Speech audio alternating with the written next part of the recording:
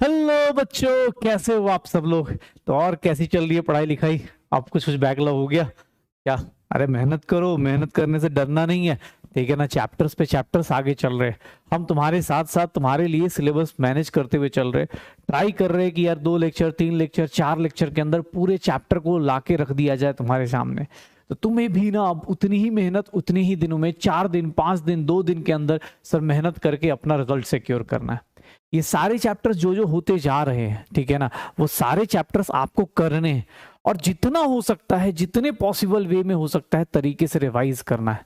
कुछ जगहों पे मैं रिवाइज करा रहा हूँ, लेकिन जैसे जैसे आगे बढ़ते जाऊंगा भाई मेरे लिए भी एक बहुत बड़ा टास्क हो जाएगा, क्योंकि अब तक 5 चैप्टर्स हो चुके हैं, ये हमारा 6 चैप्टर है। फिजिकल केमिस्ट्री में टोटल 12 चैप्टर्स हैं, उसमें से 6 चैप्टर पे हम आ चुके हैं। मतलब आधा सिलेबस फिजिकल केमिस्ट्री का एंड होने वाला है। आज भी सर 12th क्लास का चैप्टर है। अभी तक हमने 3 चैप्टर अपने पास 11th के और तीसरा चैप्टर 12th का करने जा रहे हैं। याद करो हमने क्या क्या कर लिया है। मोल कॉन्सेप्ट कर लिया है, गैसियस स्टेट कर लिया है, रेडॉक्स रिएक्शन कर लिया है। 3 हमने 11th के किए हैं और 3 हमने 12th क्लास के करने वाले। तीसरा चैप्टर 12th क्लास का केमिकल काइनेटिक्स और सॉल्यूशंस करने के बाद अब तीसरा चैप्टर हमारे पास कौन सा आ रहा है? Solid state. पक्का? तो सर हमने कल ही लास्ट क्लास में, कल मतलब नहीं, लास्ट क्लास में हमने क्या फिनिश किया है? Chemical kinetics. सारे फॉर्मूलाज याद हैं क्या? कुछ लोगों का कमेंट में देख रहा था कि सर सारे फॉर्मूलाज की लिस्ट आप बना के दे दो। देख भाई मैं बना के दे दूंगा, आज मैं दे दूंगा, ये प्रॉमिस मुझे आज याद है कि मैंने देखा था कमेंट सेक्शन, तो मैंने कहा चलो यार ठीक है, इनको सारे फॉर्मूलाज एक साथ चाहिए, मैं कर दूंगा। लेकिन एक चीज मैं चाहता हूं तुमसे, सॉलिड स्टेट बहुत छोटा सा चैप्टर है, मैं चाहता हूं कि आप ना इस चैप्टर का सॉलिड स्टेट का फॉर्मूला शीट आप साथ साथ में बनाते जाओ। कुछ लोग नोट्स नहीं लिखते हैं, तो डायरेक्टली आप फॉर्मूलाज एक जगह इकट्ठा कर लो, कुछ मेन पॉइंट्स इकट्ठा कर लो। इस चैप्टर में इमेजिनेशन का गेम है, तो इस चैप्टर की इमेजिनेशन को इमेजिन करके देखो कि यार रूम है, आप कुछ नहीं अपने क्लासरूम को इमेजिन कर लो, जिस घर में बैठे उसको इमेजिन कर लो, एक क्यूब के फॉर्म में इमेजिन कर लो। क्योंकि यहां पे जिसका इमेजिनेशन अच्छा होगा वो चैप्टर चुटकी बजाते हुए कर लेगा। चैप्टर्स बहुत ही इजी हैं सर, जितने भी, मतलब मुझे नहीं लगता फिजिकल केमिस्ट्री का कोई चैप्टर इतना डिफिकल्ट होगा जिसको देख के लगे अरे सर बहुत डिफिकल्ट है। कुछ भी नहीं है भाई, तुम्हारे ऊपर है, तुम जितनी मेहनत करोगे उसके हिसाब से रिजल्ट मिलता चला जाएगा। ट्राई करते हैं, साथ साथ में समझते हैं। पहले एक काम करता हूं, पहले 5 मिनट में, 5 से 10 मिनट में आज पूरा केमिकल काइनेटिक्स का मैं एज अ शॉर्ट नोट्स आपको देने वाला हूं। उसके बाद हम लोग सॉलिड स्टेट स्टार्ट करेंगे, और सॉलिड स्टेट बहुत ही इजी सा चैप्टर है, शायद 12th क्लास का पहला चैप्टर है, एनसीईआरटी का पहला चैप्टर है और सबसे इजीएस्ट चैप्टर्स में से एक है। इसकी इतनी मतलब सब कुछ ऐसे है कि हाँ भाई इमेजिन कर लो, यहाँ क्यूब है, यहाँ क्यूबॉइड है, ये चल रहा है, वो चल रहा है। हाँ थोड़ा एग्जाम्पल्स हो सकते हैं रट्टा मारने को, लेकिन सर फिनिश करेंगे, कोई दिक्कत नहीं। केमिकल काइनेटिक्स के आज मैं क्वेश्चंस नहीं, आपको सिर्फ और सिर्फ फॉर्मूलाज रिवाइज करवाऊंगा, और साथ साथ में मैं चाहता हूं कि मेरे साथ साथ आप भी, मतलब होता है ना कि जो मैं फॉर्मूला बोलूं उससे पहले आप इमेजिन करना शुरू कर दो। मैं फॉर्मूलाज की लिस्ट दे रहा हूं, लेकिन हाँ साथ साथ में मैं भी चाहता हूं कि तुम भी मेरे साथ साथ फॉर्मूलाज साथ साथ याद रख लो। ये लिस्ट आप चाहो तो खुद से बना लेना, या फिर इसी को आप कुछ लोग होते हैं कि नहीं भाई एकदम मेहनत नहीं करना चाहते, तो कोई दिक्कत नहीं। अगर मैं बात करूं केमिकल काइनेटिक्स की, तो केमिकल काइनेटिक्स में मैं स्टार्ट कर रहा हूं, देखो कहां से। केमिकल काइनेटिक्स में हम लोग स्टार्ट करते थे, सबसे बेसिक सा फॉर्मूला था कि कोई भी रिएक्शन दी हुई है, कोई भी रिएक्शन दी हुई है, तो हम लोगों ने यहां से स्टार्ट किया था। ठीक है, हम लोगों ने यहां से स्टार्ट किया था कि रेट का मतलब क्या होता है, रेट ऑफ रिएक्शन का मतलब क्या होता है। तो सर ए के रिस्पेक्ट में लिखेंगे डीए बाई डी टी, यहाँ पे बी के रिस्पेक्ट में लिखेंगे dB by D T. Sir सारे फॉर्मूलाज में एक साथ लिख रहा हूं। यहाँ पे प्रोडक्ट है, प्रोडक्ट के कॉन्सेंट्रेशन में जो चेंज होता है वो हमेशा पॉजिटिव होता है, प्रोडक्ट के कॉन्सेंट्रेशन में जो चेंज होता है वो हमेशा क्या हो जाता है? पॉजिटिव हो जाता है। अब देखो तो यहाँ पे एक सबको लग रहा हो अरे सर ने गलती से छोड़ दिया, नहीं भाई मैं भूला नहीं हूं, बस ये है कि हाँ यहाँ पे क्या हो जाएगा? पक्का ये स्टोइचियोमेट्रिक कोएफिशिएंट से डिवाइड करेंगे। फिर मेरे पास आया था rate law expression. Rate law expression से मैं यूज कर रहा था, और मैंने बोला था कि सर रेट लॉ एक्सप्रेशन का मतलब क्या है। कुछ लोगों को याद दिला दूं, ए का डिसअपियरेंस है इसलिए माइनस साइन आया है, बी का डिसअपियरेंस है इसलिए माइनस साइन आया है, सी का अपीयरेंस है इसलिए प्लस साइन आया है, डी का अपीयरेंस है इसलिए वहां पे प्लस साइन आया है। रिएक्टेंट डिक्रीज होता है, प्रोडक्ट इंक्रीज होता है, इसलिए प्रोडक्ट के केस में अपीयरेंस बोलते हैं और डिसअपियरेंस बोलते हैं रिएक्टेंट के केस में, माइनस साइन लगा के। रेट लॉ एक्सप्रेशन की बात करें तो रेट लॉ एक्सप्रेशन क्या बोलता है कि रेट जो होगा वो डायरेक्टली प्रोपोर्शनल टू रिएक्टेंट की पावर, रेट जो होगा directly proportional to reactant reactant की पावर कितना हो जाएगा, n हो जाएगा। Rate directly proportional to reactant की पावर n होगा, और इसी को लिखने की कोशिश करेंगे तो रेट को हम लोग लिख सकते हैं रिएक्टेंट की power n, where n is order of reaction, मतलब कितने पे डिपेंड करेगा, कितनी पावर पे डिपेंड करेगा, उसको बोल देंगे k is known as rate constant. k को क्या बोल देंगे हम लोग, रेट कांस्टेंट बोल देंगे। k को क्या बोल देंगे, रेट कांस्टेंट। और रेट को हम ऐसे भी निकाल सकते हैं, इन दोनों को हम ऐड करते। यहां पे अब ऑर्डर ऑफ रिएक्शन के बारे में बात करूं तो सर ऑर्डर ऑफ रिएक्शन क्या था, तो सर ऑर्डर ऑफ रिएक्शन कुछ नहीं सर, अगर बात करूं इन एलिमेंट्री रिएक्शन, अगर सिंपल रिएक्शन है, याद करो इन एलिमेंट्री रिएक्शन है, अगर एलिमेंट्री रिएक्शन लेते हो तो sir order of reaction is nothing, order of reaction is nothing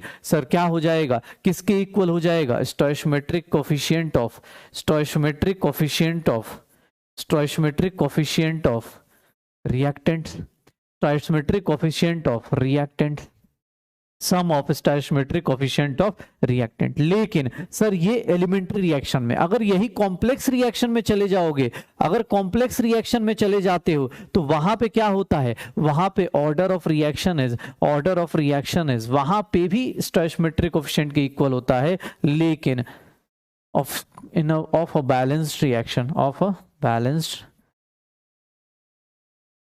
elementary reaction. Elementary reaction में आंख बंद करके आप ये लिख सकते हो, कोई दिक्कत नहीं, लेकिन यहां पे सेम चीज अगर आएगी तो यहां पे सम ऑफ स्टोइचोमेट्रिक कोफिशिएंट तो होगा, लेकिन सम ऑफ स्टोइचोमेट्रिक कोफिशिएंट तो होगा, लेकिन पता है क्या हो जाएगा sir, stoichiometric coefficient of, stoichiometric coefficient of reactants, किसके, reactants of slowest step, slowest step, या फिर उसी को हम लोग क्या बोल देते हैं, रेट डिटरमाइनिंग स्टेप, उसी को हम लोग क्या बोल देते हैं, रेट डिटरमाइनिंग स्टेप। ऑर्डर क्या है, एक मैथमेटिकल एक्सपेरिमेंटल वैल्यू है, ऑर्डर क्या है, एक एक्सपेरिमेंटल वैल्यू है जिसको हम लोग निकाल सकते हैं एक्सपेरिमेंट के थ्रू भी। फिर किसने बोला सर ऑर्डर ऑफ रिएक्शन हो गया, ऑर्डर ऑफ रिएक्शन जहां पढ़ते थे वहीं पे एक चीज आती थी, that is known as molecularity of reaction, उसी को हम लोग क्या बोल देते थे, molecularity of reaction. Molecularity of reaction के बारे में बात करें तो मॉलिक्यूलरिटी ऑफ रिएक्शन क्या हो रहा होता है, मॉलिक्यूलरिटी ऑफ रिएक्शन के बारे में बात करें तो ये क्या बोलता है कि नंबर ऑफ, ये किसके इक्वल होता है, तो ये सर होता है नंबर ऑफ मॉलिक्यूल्स और एटम्स, मॉलिक्यूल्स और atoms undergoing collision, undergoing collision, undergoing collision, sir undergoing collision, undergoing collision, ये अपने पास कोलिजन की बात करेगा। Molecularity of the reaction sir बहुत रेयर होता है, बहुत लेस नहीं हो सकता, कैन नेवर बी जीरो, ये कभी जीरो नहीं हो सकता, नेगेटिव नहीं हो सकता सर, ये फ्रैक्शन नहीं हो सकता, कभी भी नेगेटिव, जीरो और फ्रैक्शन नहीं हो सकता है सर। ऑर्डर ऑफ रिएक्शन कभी भी, ऑर्डर ऑफ रिएक्शन कभी भी कैन बी सर, ये कुछ भी हो सकता है, जीरो हो सकता है, नेगेटिव हो सकता है, क्योंकि ये पावर है, पावर कुछ भी हो सकता है, याद करो ये सब चीजें हमने करी हुई है शायद। ये फ्रैक्शन हो सकता है, देख बेटा जो चीज पढ़ रहे हो उसका रिवीजन भी मैं तुझे करा के जा रहा हूं, ट्राई करना है कि हाँ सर इसके अलावा इसके बाद हमें विद इन सेकेंड आंसर आने चाहिए। फिर हम लोग बात कर रहे थे कि सर इंटीग्रेटेड रेट लॉज की बात कर लेते, इंटीग्रेटेड रेट लॉज की बात कर लेते हैं। तो इंटीग्रेटेड रेट लॉज में सर सारे फॉर्मूलाज आपने डिमांड करा है कि सारे फॉर्मूलाज एक साथ कर दो, तो मैं एक साथ कर रहा हूं। पहला सर, पहला जीरो ऑर्डर हमने स्टार्ट किया था, जीरो ऑर्डर में देखोगे तो हम लोगों ने स्टार्ट किया था R not minus R T, इसी को क्या बोल देते थे, K T. Sir R not minus R T, इसको मैं लिखता हूं रिएक्टेंट कंज्यूम्ड, ये क्या हो जाएगा, रिएक्टेंट कंज्यूम्ड, या फिर इसी को मैं लिखना चाहूं तो ये किसके इक्वल हो जाएगा, प्रोडक्ट फॉर्म्ड, प्रोडक्ट क्या हो जाएगा, फॉर्म्ड। सर जीरो ऑर्डर में minus D R by D T, या रेट के बारे में बात करेंगे, या रेट के बारे में बात करेंगे तो k इंटू आर की पावर क्या हो जाएगा, जीरो। सर रिएक्टेंट की पावर जीरो, मतलब उसका ऑर्डर इंडिपेंडेंट हो जाएगा, रेट किसके इक्वल हो जाएगा, k के इक्वल हो जाएगा, रेट किसके इक्वल हो जाएगा, k के इक्वल हो जाएगा। R not minus R T is equal to what, K T. अब देख लो minus D R by D T, rate K into R की पावर कितनी हो गई, जीरो। अब मुझे बोला गया सर इसको डिराइव करेंगे, चीजें करेंगे, यहां पे एक निकल के आता है टी 50%, टी 50% देखोगे तो आर नॉट बाई 2k हो जाता है, टी, अगर मैं इसका रिलेशन निकालने की कोशिश करूं, 100% की बात करूं तो 2 टाइम्स टी 50 हो जाता है। टी 75% की बात करूं तो ये कितना हो जाता है, 1.5 टाइम्स टी 50 हो जाता है। टी 25% की बात करूंगा तो ये 0.5 टाइम्स टी 50 हो जाता है। मतलब लीनियर मल्टीप्लीकेशन चलती है। यहाँ का हाफ लाइफ जो होता है वो किसके ऊपर डिपेंड करता है, इनिशियल कॉन्सेंट्रेशन अपॉन के को। पक्का, तो केमिकल काइनेटिक्स में ये चीजें थी। फिर हमें किसने बोला सर फर्स्ट ऑर्डर की बात बताओ, फर्स्ट ऑर्डर ज्यादा इंटरेस्टिंग था। यस सर, ज्यादा इंटरेस्टिंग तो था, ज्यादा इंटरेस्टिंग था। इसमें भी करना शुरू किया तो minus D R by D T, minus D R by D T is equals to K D T आ जाएगा, और के इंटू क्या आ जाएगा, रिएक्टेंट की पावर 1, और यही रेट के इक्वल होगा। सॉल्व करेंगे तो यहाँ पे 2-3 चीजें आ जाएंगी, that is what, ln R naught by R T is equals to K T. आपको ये फॉर्मूला पता है कि सर ये यूज नहीं कर पाएंगे, तो log R naught by R T is equals to K T upon 2.303। यहां से मैं 2-3 फॉर्मूलाज लिख सकता हूं। जैसे किसने बोला टाइम का वैल्यू बताओ, तो टाइम की वैल्यू क्या हो जाएगी, 2.303 log R naught by R T, और ये कितना हो जाएगा के। किसने बोला के का फॉर्मूला बताओ, तो 2.303 upon T log are naught by, एक फॉर्मूला है उसी को अलग अलग तरीके से लिख के दिखा रहा हूं, तो तुम ये एग्जाम हॉल में फॉर्मूला याद करके जाओगे। फर्स्ट ऑर्डर रिएक्शन में हाफ लाइफ निकालने जाते हो, अगर हाफ लाइफ यहां निकालने जाते हो तो हाफ लाइफ की वैल्यू यहां पे जो आती है वो किसके इक्वल आती है, ln2 बाई के। ln2 की वैल्यू पुट करोगे तो 0.693 अपॉन के आ जाती है। यहां का half life independent of initial concentration होता है। यहां पे बहुत सारे रिलेशंस निकालने जाएंगे, T75% is nothing 2 times T50%। Sir यहां पे एक अलग टाइप का क्लासिफिकेशन चलता है। अगर आप आर नॉट लेके चले हैं एक हाफ लाइफ के बाद, एक हाफ लाइफ के बाद ये कितना हो जाएगा, आर नॉट बाई 2, अगले हाफ लाइफ के बाद ये कितना हो जाएगा, आर नॉट बाई 4, ऐसे कर करके चलते चले जाएंगे, आर नॉट बाई 8 हो जाएगा अगले हाफ लाइफ के पास। तो हम लोग बोल सकते हैं कि आफ्टर एन हाफ लाइफ, अगर एन हाफ लाइफ के बारे में बात करें, एन हाफ लाइफ, तो आर टी की value reactant at time T कितना हो जाएगा, आर नॉट की पावर 2 की पावर एन। तो ये सब चीजें करी थी। किसने बोला सर इसको आपने परसेंटेज में बात करे, तो यस परसेंटेज में भी बात कर सकते। 100 से पहला हाफ लाइफ आएगा तो कितना हो जाएगा 50, फिर अगला हाफ लाइफ आएगा तो कितना हो जाएगा 50। सर ये अगले हाफ लाइफ में कितना हो जाएगा 25 का कितना 12.5%। तो सर ये अगले अगले हाफ लाइफ के बारे में बात करते चले जाएंगे, अगले हाफ लाइफ के बारे में बात करेंगे 6.25, अगले हाफ लाइफ के बारे में बात करेंगे तो क्या हो जाएगा 3.125। तो ऐसे करके करते चले जाओ। पक्का, तो ये सब भी चीजें हमने करी थी फर्स्ट ऑर्डर के अंदर। फर्स्ट ऑर्डर के केस में आपको रिएक्शन कभी कंप्लीट नहीं होता हुआ दिखेगा। आप ये सब करने की कोशिश करोगे, T99.9% अपॉन T50% करोगे तो इसकी वैल्यू देखोगे तो कितना आ रहा होगा 10 टाइम्स।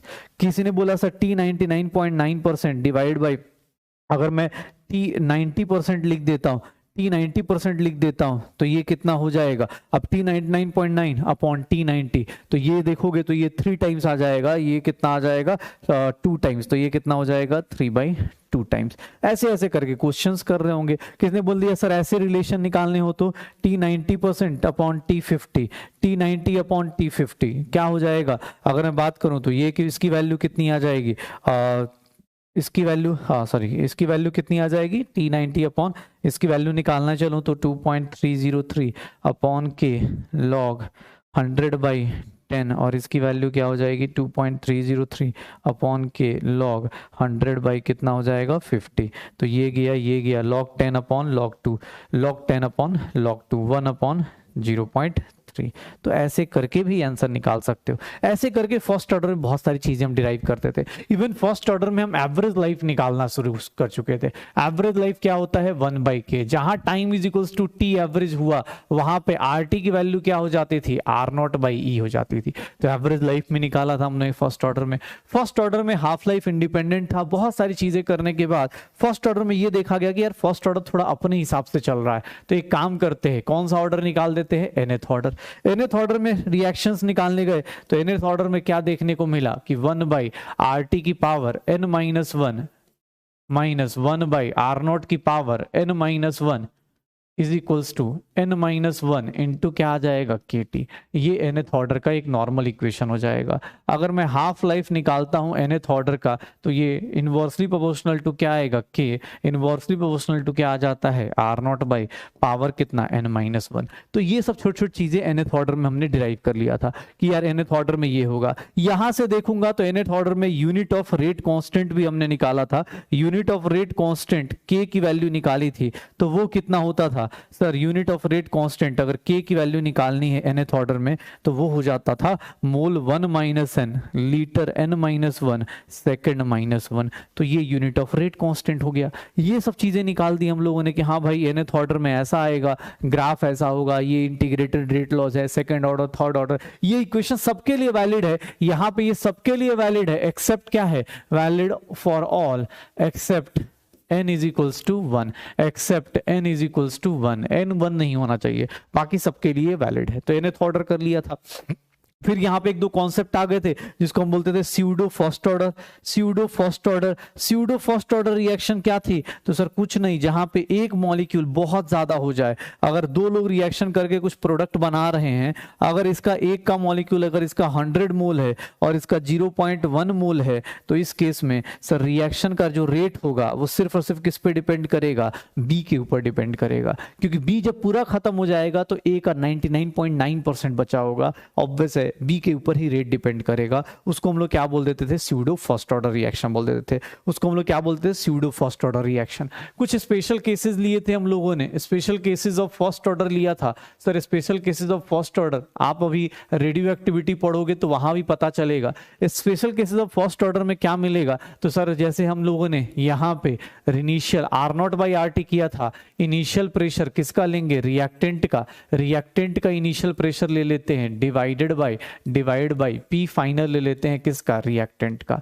पी फाइनल किसका ले लेते हैं हम लोग, रिएक्टेंट का। तो ये किसके इक्वल हो जाएगा, KT upon 2.303।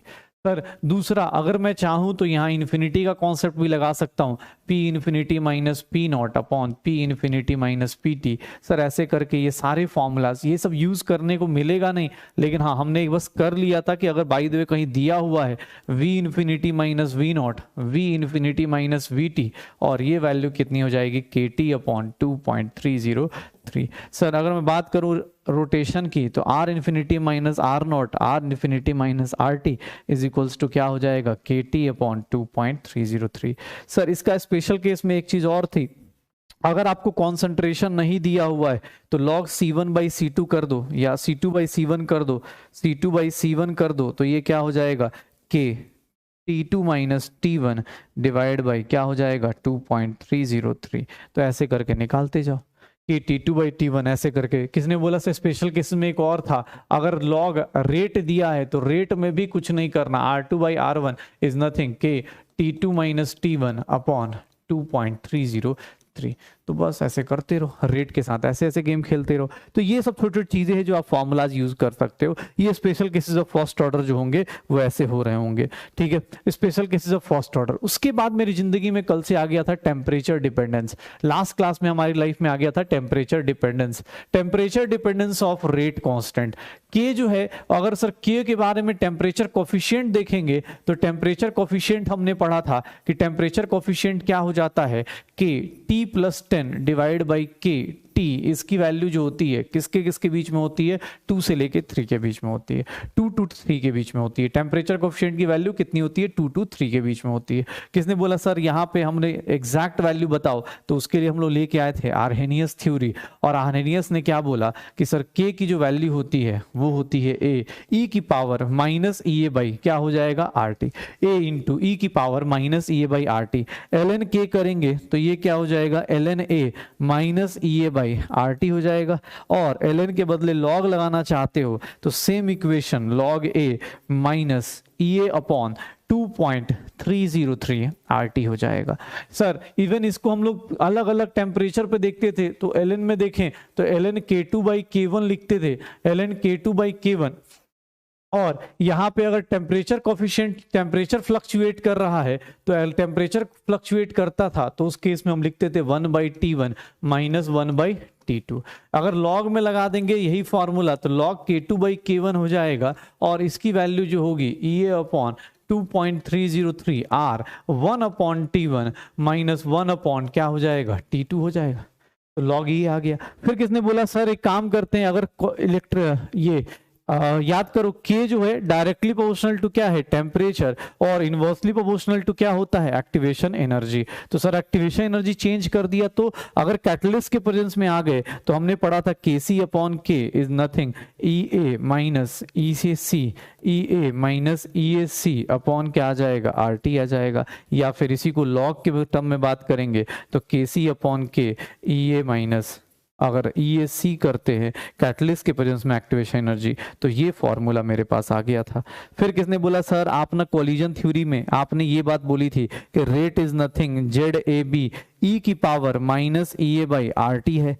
Sir what is ZAB, इसको क्या बोलते थे, कोलिजन फ्रीक्वेंसी, और E की पावर माइनस EA/RT क्या कहलाता था, E की पावर माइनस EA/RT क्या कहलाता था कि सर फ्रैक्शन ऑफ मॉलिक्यूल्स जिनकी एनर्जी क्या हो, फ्रैक्शन ऑफ मॉलिक्यूल्स जिनकी एनर्जी क्या हो, सर इनकी एनर्जी क्या हो, एनर्जी ग्रेटर और इक्वल टू एक्टिवेशन एनर्जी। फिर हमने लास्ट में क्या किया था, इसी के आगे क्या मल्टीप्लाई कर दिया था, प्रोबेबिलिटी फैक्टर से, ताकि इफेक्टिव कोलिजन क्या हो जाए, हम सही से काउंट कर पाए, and that is minus EA/RT। तो सर हम लोगों के पास लास्ट में ये फॉर्मूला आ गया था। तो यही सारे के सारे फॉर्मूलाज यही सब थे, इन्हीं के ऊपर हम लोग अभी तक केमिकल काइनेटिक्स में बात कर रहे थे। देख लो मैंने 3 पेज में समराइज कर दिया है, 3 हमारे पास ये वाले, आप इसमें और भी ऐड कर सकते हो, ये मेरे लिए है। मैंने आपको बस एक, किसने मुझे बोला कि सर आप प्लीज सर क्वेश्चन से ज्यादा प्लीज हमें फॉर्मूला याद नहीं हो रहे, बहुत सारे फॉर्मूलाज हो गए तो याद नहीं हो रहे। मैं आपको बस ये तरीका बता रहा हूं कि आपको कुछ नहीं, काम की चीज लिखनी है। अब क्वेश्चंस नहीं ऐड कर रहा हूं मैं यहाँ पे, आपके पास या तो आप नोट्स अच्छे से बनाओ, और नहीं तो आप इस तरह की चीजें भी करके फॉर्मूलाज देख सकते हो, क्योंकि एग्जाम हॉल में इन्हीं के ऊपर बेस्ड क्वेश्चंस आएंगे, यही सब क्वेश्चंस आएंगे, छोटा लिखो बड़ा लिखो जैसे करना है, बस ये फॉर्मूलाज अपने दिमाग में फिट रखो कि यार बार बार जैसे ही क्वेश्चन आया फॉर्मूला दिमाग में क्लिक करना चाहिए कि हाँ यार एक्टिवेशन एनर्जी के साथ ये फॉर्मूला होता है, टेम्परेचर के साथ ये फॉर्मूला होता है, प्रेशर के साथ ये फॉर्मूला होता है, ये चीजें मैंने डिस्कस कर रही। पक्का? तो ये सर केमिकल काइनेटिक्स से सारी फॉर्मूला शीट्स मैंने आपके लिए कर दिया है, बहुत सारे लोगों का रिक्वेस्ट था इसलिए मैंने कर दिया। लेकिन मैंने आप शुरुआत में ही बोला सॉलिड स्टेट के फॉर्मूलाज ट्राई करना आप सर साथ साथ में कर लो। रीजन कि सॉलिड स्टेट थोड़ा सा शुरुआत का पोर्शन थ्योरेटिकल है और लास्ट का पोर्शन थ्योरेटिकल है। शुरुआत में क्रिस्टलाइन है, मॉर्फोसॉलिड्स, ये सब बात करेगा, वो भी थ्योरी है। लास्ट का पोर्शन भी क्या होता है, थ्योरेटिकल है, डिफेक्ट्स की बात करेगा, वो भी थ्योरी है। तो ये सब चीजें ना थोड़ा सा आप ट्राई करना। थ्योरेटिकल चीजों को आप पूरा लिखोगे, लिखने में टाइम जाएगा, बेटर है कि आपके पास एनसीईआरटी है या ये पीडीएफ है, इसकी सेव कर लो। इसका बहुत सारे बच्चे इसका प्रिंट आउट निकाल लेते हैं, कलर जो भी इन्वर्ट करके या क्या पता नहीं क्या करके, वो प्रिंट आउट भी आ जाता है। जैसे भी होता है, आप सर ये भूल जा रहे हो बार बार, मुझे बार बार अपने मतलब बोलते हैं ना कि मुझे देखना पड़ रहा है कि अरे यार ये बच्चे, आप भूल जा रहे हो कि आपका एग्जाम पास में है। कुछ बच्चों के बोर्ड्स चल रहे, सोचो ना प्री बोर्ड्स चल रहे, उसके साथ साथ मैं कुछ कमेंट देख रहा था, मुझे अच्छा लगा कि अरे प्री बोर्ड्स के साथ साथ मैनेज कर रहे कि सर हम लिख नहीं रहे, कोई दिक्कत नहीं। मुझे कभी नहीं बोल रहा हूँ कि लिख के जाओ, नहीं, आप कम से कम ये तो लिख सकते हो ना यार, 3 दिन के अंदर 3 पेज तो फॉर्मूला शीट बना ही सकते हो। पक्का? तो चलो भाई, ये मेरा पूरा का पूरा केमिकल काइनेटिक्स है। अब बात करते हैं सॉलिड स्टेट की। सॉलिड स्टेट क्या होता है सर? सॉलिड स्टेट याद करो, किसको बोला था हमने सॉलिड्स? सॉलिड्स किसको बोला था? एक सॉलिड किसको बोलते हैं? जिसके कॉन्स्टिट्यूएंट पार्टिकल्स क्लोजली पैक्ड होते हैं। कॉन्स्टिट्यूएंट पार्टिकल्स क्या होते हैं? क्लोजली पैक्ड होते हैं। And that form of matter जिसके पास क्या होती है? रिजिडिटी होती है। बचपन से पढ़ते आ रहे सॉलिड के पास डेफिनेट शेप होता है, डेफिनेट वॉल्यूम होता है। मैं एक डेफिनेशन और लिखने वाला हूं, मुझे याद दिलाना कितने लोगों को याद आ रहा है। Solid state is that state of matter. Solid state is that state of matter. Solid state is that state of matter in which मैं ऐसा लिख रहा हूं और मुझे बताना कितने लोगों को याद आया। Intermolecular forces greater than thermal energy. Intermolecular forces greater than thermal energy. याद करो हमने शायद गैसियस स्टेट जब स्टार्ट किया था तभी मैंने बोला था कि सॉलिड स्टेट वो स्टेट ऑफ एनर्जी है, वो स्टेट ऑफ मैटर है जहां इंटरमोलिकुलर फोर्स ज्यादा हो जाएगा as compare to thermal energy. तो सॉलिड स्टेट वो स्टेट ऑफ मैटर है जिसके अंदर डेफिनेट शेप होगा, डेफिनेट वॉल्यूम होगा। हम एक एक करके यार सॉलिड्स लिक्विड गैस हम I think 6th 7th 8th 9th से पढ़ते आ रहे हैं कि सॉलिड क्या होता है, लिक्विड क्या होता है, लेकिन हाँ ये चीजें अब हमें पता होना चाहिए, ये हमारे एग्जाम में हमें पता होना चाहिए कि यार ये चीजें आती हैं। इंटरमोलिकुलर फोर्स ग्रेटर देन क्या हो जाएगा, थर्मल एनर्जी। तभी तो उनके पार्टिकल्स क्या होते हैं, एकदम पास होते हैं और रिजिड होंगे। रिजिड का मतलब क्या होता है कि उनके ऊपर एक्शन लगाओगे तो ऐसा नहीं रिएक्शन नहीं करते, अगर सॉलिड के ऊपर फोर्स लगाओगे तो उनके अंदर भी होता है, लेकिन वो इतने रिजिड होते हैं कि सिर्फ वाइब्रेट करके रह जाते हैं। They are rigid because they can only vibrate around their mean position. वो सिर्फ और सिर्फ, जैसे कभी देखा हो ना, बस अगर बहुत ज्यादा फुल हो, अगर ट्रेन बहुत ज्यादा फुल हो, या अपने पास देखोगे तो अगर बहुत ज्यादा क्लोजली कोई चीज पैक्ड है ना, तो अगर धक्का मारोगे तो क्या करेगा, पूरा का पूरा बिखरेगा नहीं, वो क्या करेगा, बस वाइब्रेट करके रह जाएगा, वाइब्रेट करके रह जाएगा। सिमिलरली यहाँ पे अब सर कैरेक्टरिस्टिक्स ऑफ सॉलिड क्या होते हैं। सर सॉलिड्स के बारे में आपको पहले से ये सब पता है कि सॉलिड क्या होता है, रिजिड होता है, डेफिनेट शेप होता है, solid has definite volume irrespective of the size और शेप जिसमें भी आप रख रहे हो। सॉलिड्स क्या होते हैं, ऑलमोस्ट इनकम्प्रेसिबल होते हैं, क्योंकि ऑब्वियस है इनकी कंप्रेसिबिलिटी 10⁶ टाइम्स कंप्रेसिबिलिटी क्या होती है, ऑलमोस्ट इनकम्प्रेसिबल। ठीक है, अगर गैस का कंप्रेसिबिलिटी 1 है तो इसकी कंप्रेसिबिलिटी बेचारे की बहुत ही कम हो जाती है। ठीक है, और ये 4th वन देखो, solids have a much higher density. Obvious density क्या होगी, सॉलिड्स की ज्यादा हो जाएगी बिकॉज वॉल्यूम कम होता है, और इसीलिए वो क्या करेंगे, अपने पास उनकी डेंसिटी क्या हो जाएगी, अपने को ज्यादा हो जाएगी। पक्का। तो ये बेसिक चीजें हैं जो आपको पहले से भी आती थी, आज भी आती है। लेकिन हाँ, काम की चीज क्या है, तो सर काम की चीज ये होती है कि सर याद करो टेम्परेचर जहां सॉलिड किस में कन्वर्ट करना शुरू करता है, लिक्विड में। याद करना, अब मैं कुछ चीजें देखो, अगला चैप्टर थर्मोडायनेमिक्स आएगा तो मैं कुछ चीजें रिवाइज करवाता जा रहा हूं, वहां पे भी जाएंगे तो हम लोग यही सब बात करेंगे, solid liquid and gas. Sir solid से लिक्विड आते हो ना, तो इसको हम लोग बोलते हैं फ्यूजन, या फिर इसी को हम लोग बोल देते हैं मेल्टिंग। इसको हम प्रोसेस को बोल देते हैं मेल्टिंग। लिक्विड से सॉलिड में जाते हो तो इसको हम बोल देते हैं सॉलिडिफिकेशन, या फिर इसको हम लोग एक और नाम देते हैं क्रिस्टलाइजेशन। इसको हम लोग नाम देते हैं क्रिस्टल्स बन जाना, क्रिस्टलाइजेशन।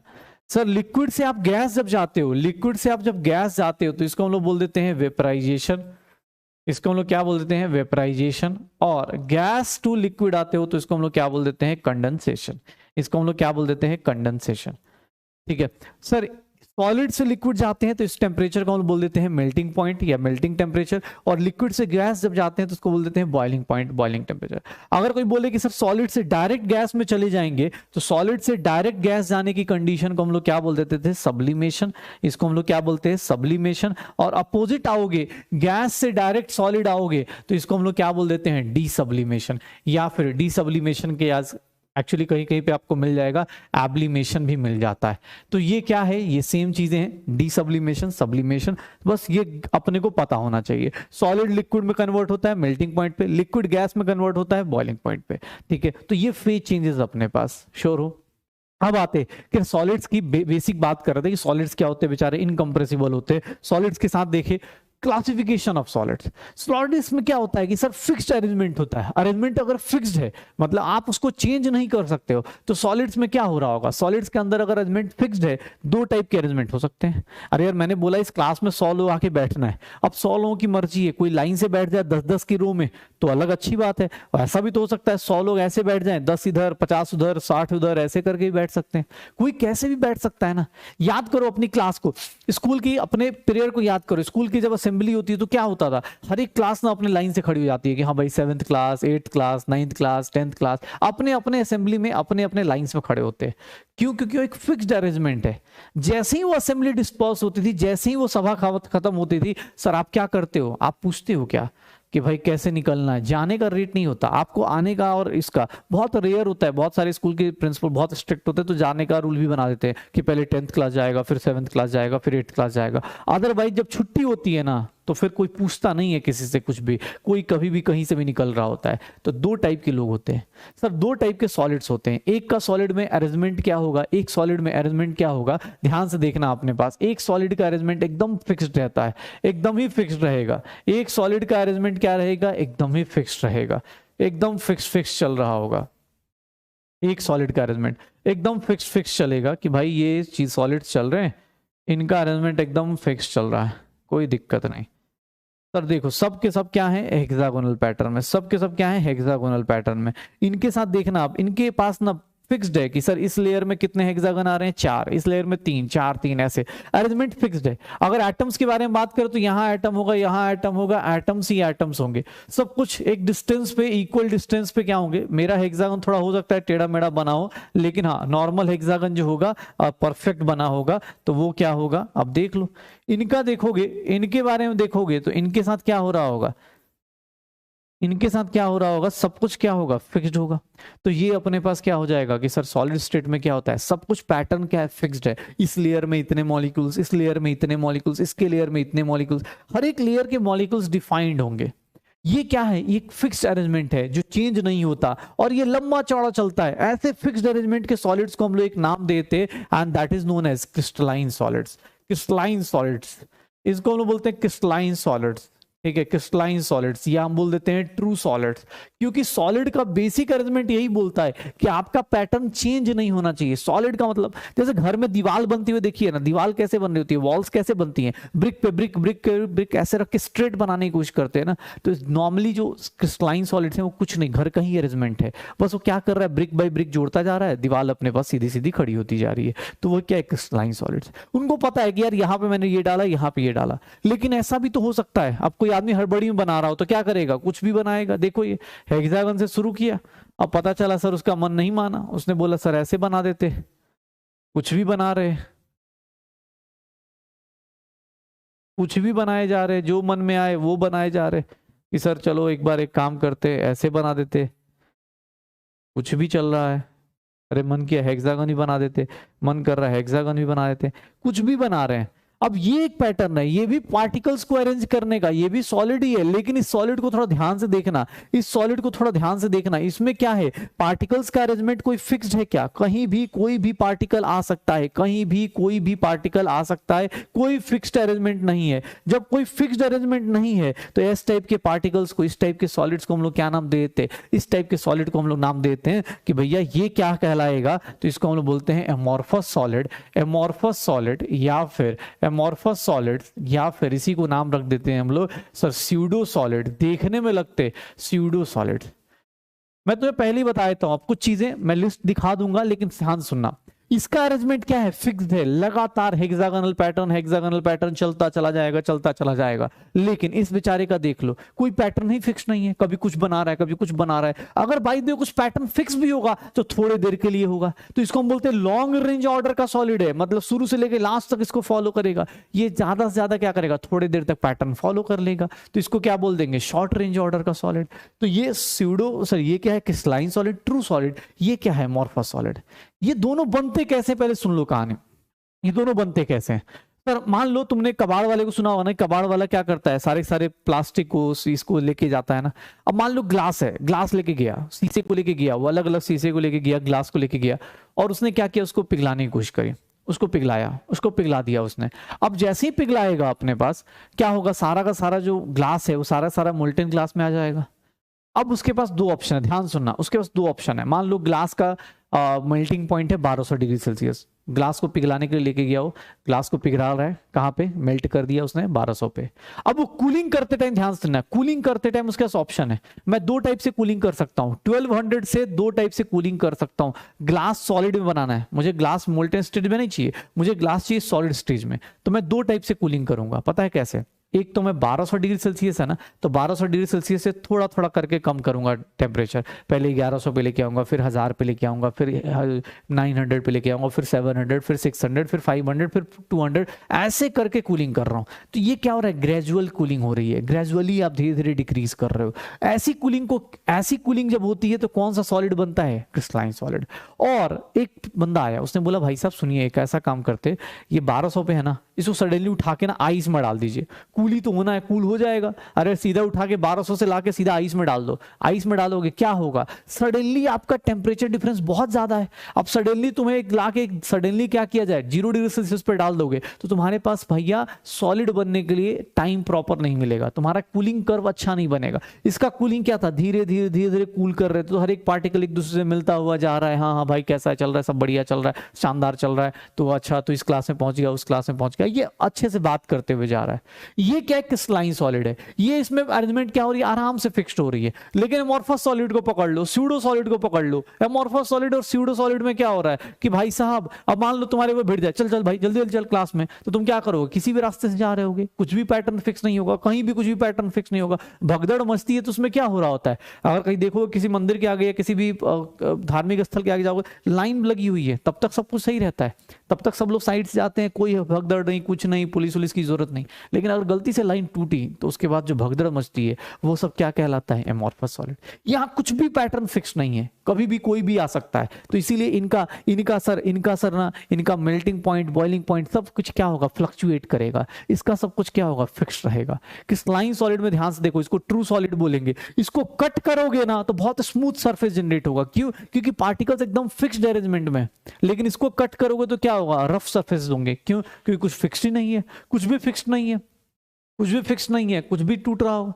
लेकिन हाँ, क्रिस्टलाइन सॉलिड्स के बारे में बात करें तो इनका मेल्टिंग पॉइंट, बॉइलिंग पॉइंट क्या होगा, फिक्स्ड होगा, उसका क्या होगा, फ्लक्चुएट करेगा। इसका क्लीवेज मतलब इसको तोड़ोगे तो इसमें स्मूथ सरफेस जनरेट होंगी, इसमें रफ सरफेस जनरेट होंगी। सर एक बहुत इंपॉर्टेंट चीज, जब आपको क्लास में पता है कि सब कुछ अरेंजमेंट फिक्स्ड है, आपको पता है कि आप इस रास्ते से जाएंगे तो इतने पार्टिकल्स मिलेंगे, इस रास्ते से जाएंगे तो इतने पार्टिकल्स मिलेंगे, तो इस क्लास को हम लोग बोलते हैं कि ये क्या होते हैं, ये अलग अलग डायरेक्शन में अलग अलग वैल्यूज देते हैं। क्यों, क्योंकि यार सबके डायरेक्शन में आप काउंट कर सकते हो ना, यहाँ पैटर्न फिक्स्ड है। जैसे मैं तुम्हें क्लास में बोलूँ कि पूरी क्लास बैठी हुई है, टीचर सामने बैठे हुए, अब तुम काउंट करके बताओ भाई डायगोनली कितने बच्चे हैं, इस लाइन में कितने बच्चे, उस लाइन में कितने बच्चे हैं, तुम काउंट कर लोगे। क्यों, क्योंकि क्लास अभी ना सर के सामने शांति से बैठी हुई है। लेकिन अगर वही क्लास छुट्टी के टाइम पे मैं बोल दूं कि भैया एक काम करो, छुट्टी कर दिया, उस टाइम पे मैं तुम्हें खड़ा करके बोल दूं अब बताना इस लाइन में कितने बच्चे हैं, उस लाइन में कितने बच्चे हैं, छुट्टी में कोई पैटर्न नहीं होता ना। जब आप क्लास चल रही होती है तो नॉर्मली हर एक स्टूडेंट जो होता है अपनी क्लास का, वो ऐसे बैठ के बैठा रहता है एकदम पार्टिकुलर पैटर्न में। लेकिन जब यहाँ आते हैं तो वो क्या करता है, पैटर्न क्या हो जाता है, कुछ भी चल रहा होता है। तो तुम यहाँ पे क्या वर्ड बोलते हो, एवरेज, कि सर एवरेज मतलब 5-10 बच्चे इधर है, 5-10 बच्चे उधर है। आप परफेक्ट नहीं बोल सकते, आपको परफेक्टली तब पता होता ना जब ऐसे पैटर्न में होता, सब कुछ अरेंज होता। अगर ऐसे दिया है तो तुम क्या बोलोगे, सर हाँ सर लग रहा है 5 इधर है, 10 इधर है, कुछ भी हो रहा है, ऐसे ही बोलोगे। तो इस टाइप के लोग क्या हो जाते हैं, इनके लिए आपको कोई सारी वैल्यूज क्या होती है, सारी डायरेक्शंस क्या हो जाएंगी, सेम हो जाएंगी। अब मान लो मैं तुमसे बोलता कि यार एक काम करो, स्कूल की असेंबली में बैठ जाओ, खड़े होकर देखो 7th क्लास में कितने बच्चे हैं, तो अब तुम काउंट करके बोल देते कि सर 7th क्लास में इतने बच्चे हैं, 50 हैं, 8th क्लास में इतने हैं। लेकिन अगर छुट्टी हो जाए, मतलब सडनली असेंबली डिस्पर्स हो जाए और उस टाइम पे खड़े होकर बोलो अब बताना भाई कितने बच्चे हैं 7th क्लास में, तो हो सकता है 7th में 8th मर्ज हो गया हो, 8th में 9th मर्ज, क्योंकि छुट्टी होते टाइम आपको फर्क नहीं पड़ता ना। आपने अपनी स्कूल की यादें ताजा करो तो आपको याद होगा कि भाई कोई कुछ फर्क नहीं पड़ता। वो जो छुट्टी होने वाला इन्वायरमेंट है, इसी को क्या बोलते हैं, एमॉर्फस सॉलिड। इसी को हम लोग बोलते हैं, इसके में क्या होगा, एवरेज वैल्यूज आएंगे, इसीलिए इसको बोलते हैं आइसोट्रॉपिक, और ये क्या हो जाता है, एनाइसोट्रॉपिक। अब चलो एक एक करके पॉइंट देखते हैं। क्रिस्टलाइन सॉलिड की बात करते हैं, ज्योमेट्री में बात करें तो इनका क्या होगा, एकदम रेगुलर होता है, सब कुछ क्या होगा, रेगुलर पैटर्न पे होगा। सर इनका क्या होगा, रेगुलर पैटर्न पे होगा। They have definite and regular geometry, they have long range order. इनका क्या होगा, एकदम परफेक्ट चल रहा है, लॉन्ग रेंज ऑर्डर फॉलो कर रहे हैं। लेकिन इनके केस में क्या होगा, इररेगुलर चलेंगे, मतलब do not have any fixed geometry, definite geometry है नहीं। They have short range order, थोड़ा सा होगा तो शॉर्ट रेंज ऑर्डर। इनका मेल्टिंग पॉइंट क्या होगा, शार्प मेल्टिंग पॉइंट, और इसका मेल्टिंग पॉइंट क्या होगा, शार्प नहीं होगा, रेंज होगा, देयर इज अ रेंज, हो सकता है कभी ज्यादा हो कभी कम हो। इनके ज्योमेट्री में देखोगे तो सर इनके पास क्या होगा, रेगुलर कट देते हैं, जब इनको कट करा जाता है तो। इनके में देखोगे तो क्या होगा, इररेगुलर सॉलिड्स बनेंगे, इररेगुलर कट देंगे, स्मूथ सरफेसेस नहीं बनती। इनके केस में क्या बोलते हैं हम लोग कि इस इररेगुलर सरफेसेस बनेंगी। पक्का सर ये देख लो, they have characteristic heat of fusion, melting point, boiling point सब कुछ फिक्स्ड होगा। They do not have characteristic heat of fusion. Sir crystalline solids are hard and rigid, crystalline solids are hard and rigid and their shape is not distorted by mild distortion force। थोड़े से force है, obvious है भाई, सब कुछ fixed है। लेकिन ये क्या होता है, they are not very rigid, they can be distorted by bending और ऑब्वियस है ना भाई, सडनली तुम स्यूडो सॉलिड है, ट्रू सॉलिड ये है, ये क्या है स्यूडो सॉलिड है, ये क्या है स्यूडो सॉलिड है। तो ये सब छोटे छोटे पॉइंट्स हैं जिनको आपको ध्यान रखना है। आप एनसीईआरटी में या इन सब के एग्जांपल्स भी हैं, अभी मैं भी एग्जांपल्स लिखवाऊंगा, लेकिन हाँ ट्राई करना कि भाई ये थ्योरी वाला पोर्शन अभी जो सत्संग चल रहा है इसको थोड़ा आराम आराम से करके खत्म कर लिया जाए, ठीक है ना, थोड़ा आराम आराम से करते हुए फिनिश कर दिया जाए, पक्का। अब देखो इसके बारे में, देखो इसका कूलिंग कर्व, देखो इसका कूलिंग कर्व देखना, क्रिस्टलाइन सॉलिड के ऊपर चल रहे हैं, इसका कूलिंग कर्व क्या हो रहा है, धीरे धीरे कूल होके धीरे धीरे सॉलिड बन रहा है। इसका कूलिंग कर्व किसका है, ये क्रिस्टलाइन सॉलिड का। लेकिन इसका कूलिंग कर्व देखो बेचारे का, सडनली क्या किया तुमने, ड्रॉप कर दिया, सडनली क्या किया तुमने, टेम्परेचर कम कर दिया। इसका कूलिंग देखो धीरे धीरे कूल हो रहा है, सॉलिडिफिकेशन हो रहा है, फिर सॉलिड बन रहा है। यहाँ सडनली क्या किया तुमने, ड्रॉप कर दिया। तो बेचारा क्या करेगा, ऑब्वियस है टाइम के साथ क्या करेगा, फ्लक्चुएट करेगा। इसमें देखो इसके क्रिस्टल्स NaCl, सीजियम ब्रोमाइड, इन सबके क्रिस्टल्स आएंगे। यहां कौन सा एग्जांपल आएगा, रबर आएगा, ग्लास आएगा, प्लास्टिक आएगा। सर ये थोड़ा सबसे इंपॉर्टेंट पोर्शन चल रहा है तो इसको थोड़ा ध्यान दीजिएगा। एनाइसोट्रॉपिक और आइसोट्रॉपिक। आइसोट्रॉपिक का मतलब क्या होता है, एनाइसोट्रॉपिक का मतलब क्या होता है। एनाइसोट्रॉपिक क्यों बोला मैंने, और ये बेचारा जिसका पैटर्न फिक्स नहीं है, देखना ये इसलिए बोला, हाईलाइट कर रहा हूं। आइसोट्रॉपिक का मतलब क्या, उसका पैटर्न ही फिक्स नहीं है। अरे अब तुम्हारा पैटर्न ही फिक्स नहीं है तो मैं तुम्हारे बारे में क्या बोलूंगा, एवरेज बोलूंगा। अरे मैं अब तुम्हारा एक एग्जाम में मार्क्स आ रहा है, मान लो एक एग्जाम में मार्क्स आए 400, अगले में आए 650, अगले में आए 300, तो मेरे से कोई पूछे कितने आते, मैं यही बोलूंगा ना यार इसका कुछ फिक्स नहीं है, बीच का एवरेज ले लो, एवरेज ले लो। कोई भी एग्जाम हो उसके बीच में 500 के करीब मार्क्स आ रहे, ये क्या है, आइसोट्रॉपिक। क्यों, क्योंकि जब कोई पैटर्न फिक्स नहीं है तो वहां पे हम लोग क्या बोलेंगे, यार यार एक काम करना भाई, एवरेज ले ले, जितना आएगा वही हो जाएगा। मतलब कि इसका मतलब क्या है कि जितने फिजिकल प्रॉपर्टीज मेजर करने जाओगे सबका क्या हो जाएगा, सेम हो जाएगा, क्योंकि रैंडम अरेंजमेंट है। लेकिन अगर एक बच्चा है उसका ना फिक्स्ड है, पहले टेस्ट में 600 नंबर आया, अगले में 620 आया, अगले में 650 आया, अगले में 680 आया, तो मैं क्या बोलूंगा, यार इस बच्चे का ना पैटर्न फिक्स्ड है, ये मतलब हर एक 20-20 नंबर मार्क्स इंक्रीज कर रहा है, तो अगले टेस्ट में मुझे पता है 680 से क्या हो जाएंगे, 700 हो जाएंगे, क्योंकि उसका पैटर्न फिक्स्ड है। 600 से 620 गया, 650 गया, 687 गया, अब अगर मुझे पता है फिर से 20 मार्क्स बढ़ जाएंगे, उसका पैटर्न फिक्स्ड है। तो मैं एक तरीका से बता सकता हूं। अब जिसका पैटर्न फिक्स नहीं है, 300, 600, 100, 200 ऐसे करके आ रहे मार्क्स, तो उस केस में टीचर ही फ्रस्ट्रेट होकर बैठा, भाई कितने आएंगे सर, मान लो कुछ आ जाएंगे यार, ऐसे ही बोलता आदमी, क्या करे अब जब पैटर्न फिक्स नहीं है। जब पैटर्न फिक्स नहीं होता तो आप क्या करते हो, वैल्यूज सेम ले लेते हो, किसी भी टेस्ट में होगा सेम मार्क्स आ जाएंगे, उसको क्या बोलेंगे, आइसोट्रॉपिक। यहां पे क्या होता है कि sir physical properties like refractive index, ठीक है, conductivity, thermal expansion different in different direction.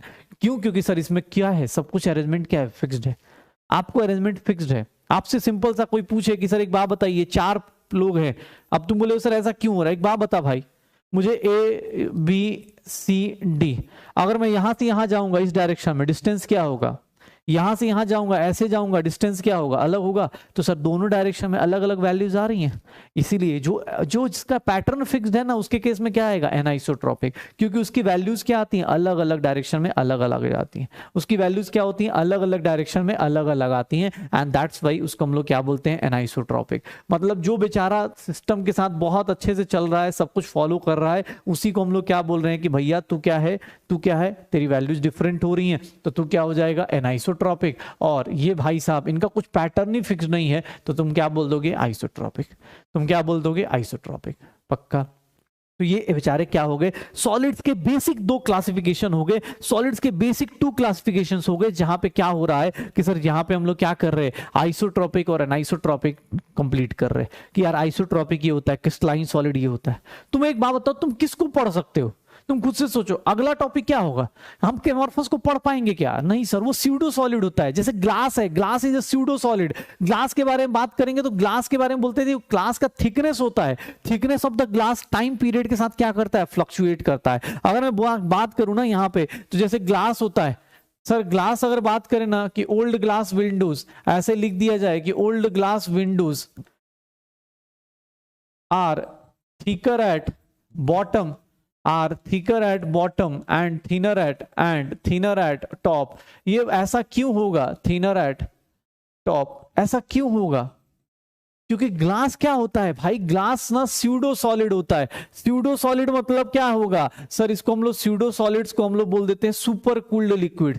भाई ये सुपर कूलिंग कर दी गई है इसकी जिंदगी में, सुपर कूल्ड लिक्विड्स हैं ये, इनकी टेंडेंसी क्या है, अभी भी टेंडेंसी टू फ्लो है, they have tendency to flow, इसकी टेंडेंसी क्या है, tendency to flow. Time period के साथ ऑब्वियस है, बहुत स्लोली मूव करके टाइम पीरियड के साथ क्या हो जाएगा, धीरे धीरे over 100 years of time glass की थिकनेस क्या होगी, चेंज हो जाएगी। Pseudo solid tendency to flow, तो ऊपर से नीचे क्या हो जाएगी, pseudo.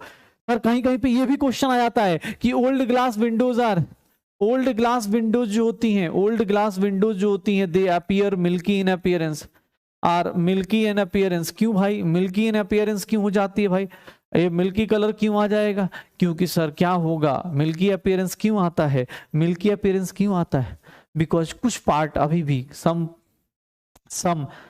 Part is getting crystallize, अभी भी क्या हो रहा है, क्रिस्टलाइज हो रहा है, अभी भी क्रिस्टलाइजेशन क्या हो रहा है, इसको ऐसे लिख देता हूं, ड्यू टू क्रिस्टलाइजेशन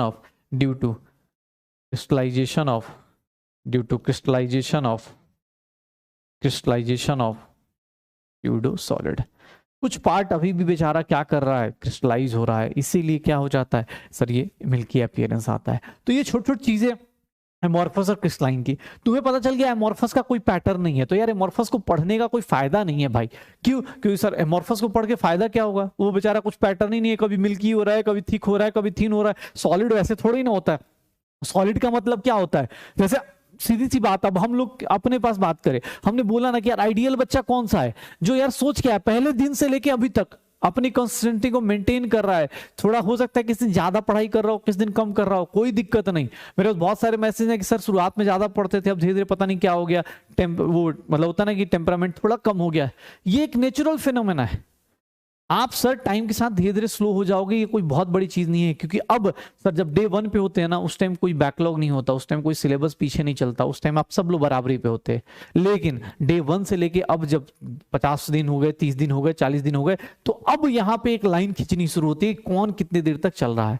अब यहाँ पे क्रिस्टलाइन और एमॉर्फस का डिफरेंस क्रिएट होना शुरू होता है। क्रिस्टलाइन वो बच्चा है जो मन मार के भी पढ़ रहा है, मन मार के भी लगा हुआ है कि नहीं सर मन नहीं कर रहा, दिल नहीं कर रहा, फिर भी लगा हुआ है कि नहीं सर पढ़ूंगा ही पढ़ूंगा यार, कम से कम लेक्चर तो देख ही लेता हूं, डीपीपी नहीं करूंगा लेकिन लेक्चर तो देख ही लूंगा। मुझे तो, मैं अभी डिस्कस कर रहा था, तो पता चला हम 4 ही दिन फिजिकल केमिस्ट्री पढ़ रहे हैं, और 4 दिन फिजिकल केमिस्ट्री पढ़ रहे हैं, उसमें भी बैकलॉग आ रहे हैं, 4 दिन ऑर्गेनिक पढ़ रहे हैं, उसमें भी बैकलॉग आ रहे हैं। इसका मतलब कहीं ना कहीं विल पावर ऊपर नीचे हो रहा है। सर आप ना क्रिस्टलाइन सॉलिड्स की तरह बनिए, जिनका डेफिनेट होता है, सब कुछ फिक्स्ड होता है, पढ़ने का टाइम, खेलने का टाइम, बोर्ड्स का टाइम, रिवीजन का टाइम, सब कुछ फिक्स्ड होता है। क्रिस्टलाइन सॉलिड्स की तरह बनिए, क्योंकि अगर सर आप एमॉर्फस सॉलिड या स्यूडो सॉलिड या स्यूडो एस्पिरेंट बनना, एक होता है सीरियस एस्पिरेंट, सीरियसली नीट को फॉलो कर रहा है, जी जान लगा के बैठा है, तो सीरियसली फॉलो कीजिए, क्योंकि अब लाइंस जो क्रॉस करेगा 1 महीना, मैं आज देख रहा था 6 चैप्टर स्टार्ट हो रहा है सर, नेक्स्ट 1-2 क्लास में 6 चैप्टर फिनिश हो जाएगा, हम 7 चैप्टर पे चले जाएंगे, धीरे धीरे मेरा रोल खत्म हो जाएगा। लेकिन मैं चाहता हूं मेरे साथ साथ, सोचना मेरा क्या मिल रहा है मुझे केमिकल काइनेटिक्स का फॉर्मूला शीट कराने में, मैं पता चला अपना टाइम डिले कर रहा हूं। तो भाई अगर एज अ टीचर मैं सोच रहा हूँ नहीं यार बच्चे बोल रहे हैं, हो सकता है बहुत सारे फॉर्मूलाज हैं, तो बच्चे को थोड़ा सा लग सकता है, थोड़ा सा लग सकता है कि यार सर फॉर्मूलाज करा दो, कोई बात नहीं, मैं तेरे साथ खड़ा हूं। हाँ, जहां पे लग रहा है कि यार यहाँ पुश तुम्हें करना है, वहां करना है तुम्हें, सोचो मत, चुपचाप लग जाओ कि हाँ यार ये चीजें ऐसे ऐसे चीज सोचनी है। क्रिस्टलाइन सॉलिड की तरफ बिहेव करो, क्योंकि एमॉर्फस सॉलिड्स का भाई कोई पूछता नहीं है। एमॉर्फस सॉलिड्स को 18 लाख में से 50,000 लोगों को मिलनी है गवर्नमेंट मेडिकल सीट्स, तो भैया बाकी लोगों को कोई नहीं पूछ रहा, बाकी लोग वही होंगे कि फिर अरे सर यार इस बार ये गलती हुई, इस बार ये गलती हुई। तो गलतियां मत करो, बेटर है कि अभी से सुधारने कोशिश करते हैं, जितना हो सकता है कोशिश करते हैं, ठीक है ना, कोशिश करते हैं। ये देखो सर, कुछ सब्सटेंसेस क्या होते हैं, कुछ सॉलिड्स ऐसे होते हैं जो अलग अलग स्ट्रक्चर्स ऑक्युपाई करते हैं, उनको हम लोग क्या बोल देते हैं, पॉलीमॉर्फ्स बोल देते हैं। जैसे उसके कारण क्या हो जाएगा, ऑब्वियस है, जैसे ग्रेफाइट और डायमंड होते हैं, क्या होते हैं, अलग अलग स्ट्रक्चर है, तो वही कार्बन ही ना, लेकिन अलग अलग स्ट्रक्चर बना लेते हैं। जैसे ग्रेफाइट डायमंड क्या होते हैं, पॉलीमॉर्फिक फॉर्म। पॉलीमॉर्फिक मतलब अलग अलग टेम्परेचर पे अलग अलग अरेंजमेंट बनाना, उसी को क्या बोल देते हैं, पॉलीमॉर्फिज्म। पक्का। अब देखो मेरे पास ये मेरा अब यहां से स्टार्ट होता है classification of crystalline solids. Crystalline solids का क्या अरेंजमेंट फिक्स्ड है, अरेंजमेंट फिक्स्ड है, तो उसको हम लोग सर पैटर्न पढ़ सकते हैं। कितने टाइप का होता है क्रिस्टलाइन सॉलिड, तो सर 4 मेजर पोर्शन में टूटता है क्रिस्टलाइन सॉलिड। अगर कोवेलेंट सॉलिड से मिलके बना है तो कोवेलेंट से, आयनिक बॉन्ड से मिलके बना है तो आयनिक, मेटालिक से मिलके बना है तो मेटालिक, मॉलिक्यूल से मिलके बना है तो मॉलिक्यूलर सॉलिड। कुछ नहीं, आपको 4 टाइप के सॉलिड जानने हैं। कोवेलेंट बॉन्ड अगर आपके बीच में है तो कोवेलेंट सॉलिड, आयनिक बॉन्ड है तो आयनिक सॉलिड, मेटालिक बॉन्ड है तो मेटालिक सॉलिड, मॉलिक्यूलर बॉन्ड है तो मॉलिक्यूलर सॉलिड। कुछ नहीं, एक सिंपल सा एनसीईआरटी का चार्ट है जिसी से क्वेश्चन आना है, अदरवाइज कोई और परेशानी नहीं होती। ध्यान से सुनना। अब कुछ लोगों को हो सकता है यहाँ पे कि सर बॉन्डिंग कुछ याद ना हो, तो डोंट वरी, अभी के लिए बस इतना जान जाओ कि हमें ये चीजें पढ़नी है, बाकी जैसे तो बॉन्डिंग होगी रिवीजन करोगे आपको सब चीजें याद आ जाएंगी। जैसे मैं सिंपल सा स्टार्ट करता हूं कि सर सबसे पहले आयनिक सॉलिड से स्टार्ट करता हूं। आयनिक सॉलिड्स किससे मिलकर बने होते हैं? आयंस से। कांस्टीट्यूएंट पार्टिकल्स क्या है? आयंस। आयंस के बीच में कौन सा फोर्स लगता है? कूलम्बिक और इलेक्ट्रोस्टैटिक, मतलब दो अपोजिट चार्जेस के बीच में जो फोर्स ऑफ अट्रैक्शन लगता है उसी को क्या बोल देते हैं? कूलम्बिक और इलेक्ट्रोस्टैटिक। कौन कौन से एग्जांपल्स है? NaCl। सर ये आयनिक बॉन्ड जो होता है वो क्या होता है? स्ट्रॉन्ग तो होता है बट ब्रिटल होता है। हार्ड और ब्रिटल का मीनिंग याद रखना। हार्ड मतलब क्या होता है? सरफेस हार्ड होता है। किसी का सरफेस हार्ड होगा, इसका सरफेस हार्ड है। क्यों? क्योंकि इस पे नाखून मारूंगा ना, नहीं मार्क बनेगा। ये हार्डनेस मतलब सरफेस हार्ड हो गया। लेकिन ब्रिटलनेस का मतलब ग्लास हार्ड होता है, उसके सरफेस पे आप नाखून मारोगे नहीं पंच होगा। लेकिन सर अगर कोई तोड़ना चाहे तो ऐसे मार के उसको तोड़ सकता है, मतलब अनटिल अनलेस सनी देओल वाला हाथ ना हो। ठीक है, अब हम जैसे हाथ तो पता हाथ ही टूट गया गिलास तोड़ने चक्कर में, वैसा नहीं। मतलब हार्ड और ब्रिटल एक साथ लिखा जा सकता है। इसके पीछे का रीजन क्या है? हार्डनेस जो होती है वो सरफेस का फंडा होता है, ब्रिटलनेस जो होती है पूरा पूरा सॉलिड का फंडा होता है। हार्ड सरफेस है मतलब आप उसके ऊपर मार्क नहीं कर सकते। सर यहाँ पे एक बहुत इंपॉर्टेंट लाइन लिखी हुई है कि इंसुलेटर होता है सॉलिड स्टेट में, और जैसे ही पानी में डालते हो ये क्या हो जाता है? कंडक्टर हो जाता है। सर सबसे पहले मैं आयनिक सॉलिड करा रहा हूं, क्यों? क्योंकि आयनिक सॉलिड आयनिक बॉन्ड से मिलकर बने होते हैं। सबसे पहला bond hard and brittle, insulator वाला कंडीशन याद रखना। और दूसरा, इसका बॉन्ड स्ट्रांग है तो इसका मेल्टिंग पॉइंट भी क्या होगा? हाई होगा। इसका बॉन्ड स्ट्रांग है तो इसका मेल्टिंग पॉइंट भी क्या होगा? हाई होगा। तो आयनिक सॉलिड में आयंस। सर मेटालिक सॉलिड में क्या होगा? मेटालिक सॉलिड में क्या होगा? ऑब्वियस है, मेटल्स होंगे और उनके वैलेंस इलेक्ट्रॉन्स होंगे। मेटल्स होंगे और उनके वैलेंस इलेक्ट्रॉन्स होते हैं। Metals are good conductors. Why metals are good conductors? क्यों भाई? क्योंकि मेटल्स के पास क्या होते हैं? फ्री इलेक्ट्रॉन्स होते हैं। मेटल्स के पास क्या होते हैं? फ्री इलेक्ट्रॉन्स होते हैं। इनके बीच में कौन सा बॉन्डिंग होगा? मेटालिक बॉन्डिंग होगा।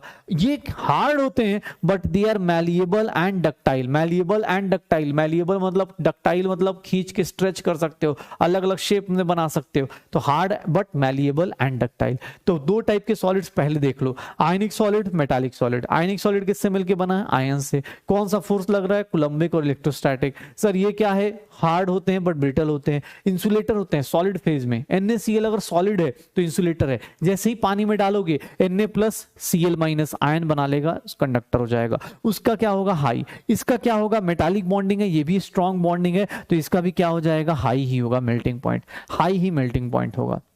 Last one, covalent solid. Covalent solid मतलब ऑब्वियस है कोवेलेंट बॉन्डिंग होगी, एटम्स के बीच में ही कोवेलेंट बॉन्डिंग होती है, और ऑब्वियस है इसमें हार्ड आएगा। एक्सेप्शन क्या है? तो एक्सेप्शन कौन सा होता है? ग्रेफाइट। कार्बन ग्रेफाइट जो होता है ना वो एक्सेप्शन होता है। कोई भी कोवेलेंट सॉलिड क्या होता है? इंसुलेटर। लेकिन कार्बन ग्रेफाइट क्या होता है? एक्सेप्शन होता है।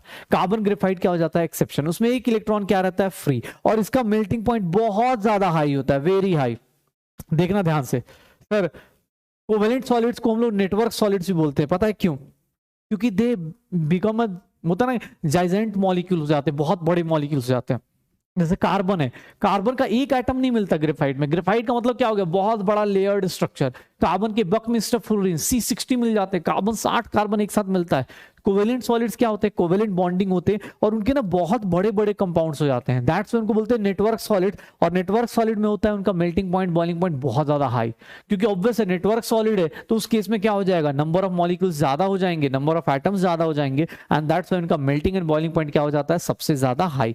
सर एक सिंपल चीज, तीन चीजें पढ़ी, तीनों को एक साथ फिर से देखो। मैंने बोला कि सर मैलिएबल और डक्टाइल वाला सॉलिड कौन सा होगा? सीधा सीधा बताओ, मेटालिक सॉलिड। मैलिएबल और डक्टाइल वाला सॉलिड कौन सा होगा?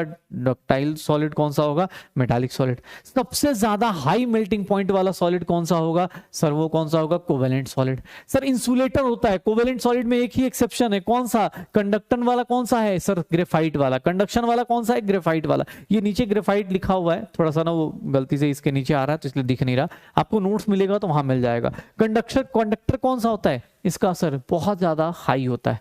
अब आते हैं मॉलिक्यूलर सॉलिड्स में। तो मॉलिक्यूलर सॉलिड इसलिए लास्ट में बता रहा हूं क्योंकि यहाँ पे अभी हो सकता है कुछ लोगों ने केमिकल बॉन्डिंग नहीं पढ़ा है, तो हो सकता है कुछ बॉन्ड्स ना पता हो। जैसे नॉन पोलर है तो उनके बीच में फोर्स लगता है डिस्पर्सन और लंडन फोर्स। पोलर है तो इनके बीच में फोर्स लगता है डाइपोल। अगर आपको भी केमिकल बॉन्डिंग नहीं आती है तो इसको लेके अभी टेंशन मत लेना, अभी अब जब होगा तो उस टाइम आपको याद आ जाएगा। अभी बस इतना जान जाओ, मॉलिक्यूल्स में 3 टाइप के मॉलिक्यूलर सॉलिड होते हैं, एक होते हैं पोलर, एक होते हैं नॉन पोलर, और तीसरा क्या हो जाता है, हाइड्रोजन बॉन्डिंग वाला, हाइड्रोजन बॉन्डेड हो जाते हैं। पोलर नॉन पोलर और हाइड्रोजन बॉन्डिंग वाले कौन कौन से? सर ये देखो, ये सारे के सारे जितने भी होंगे ना, एक हाइड्रोजन बॉन्डिंग वाला क्या होता है, हार्ड।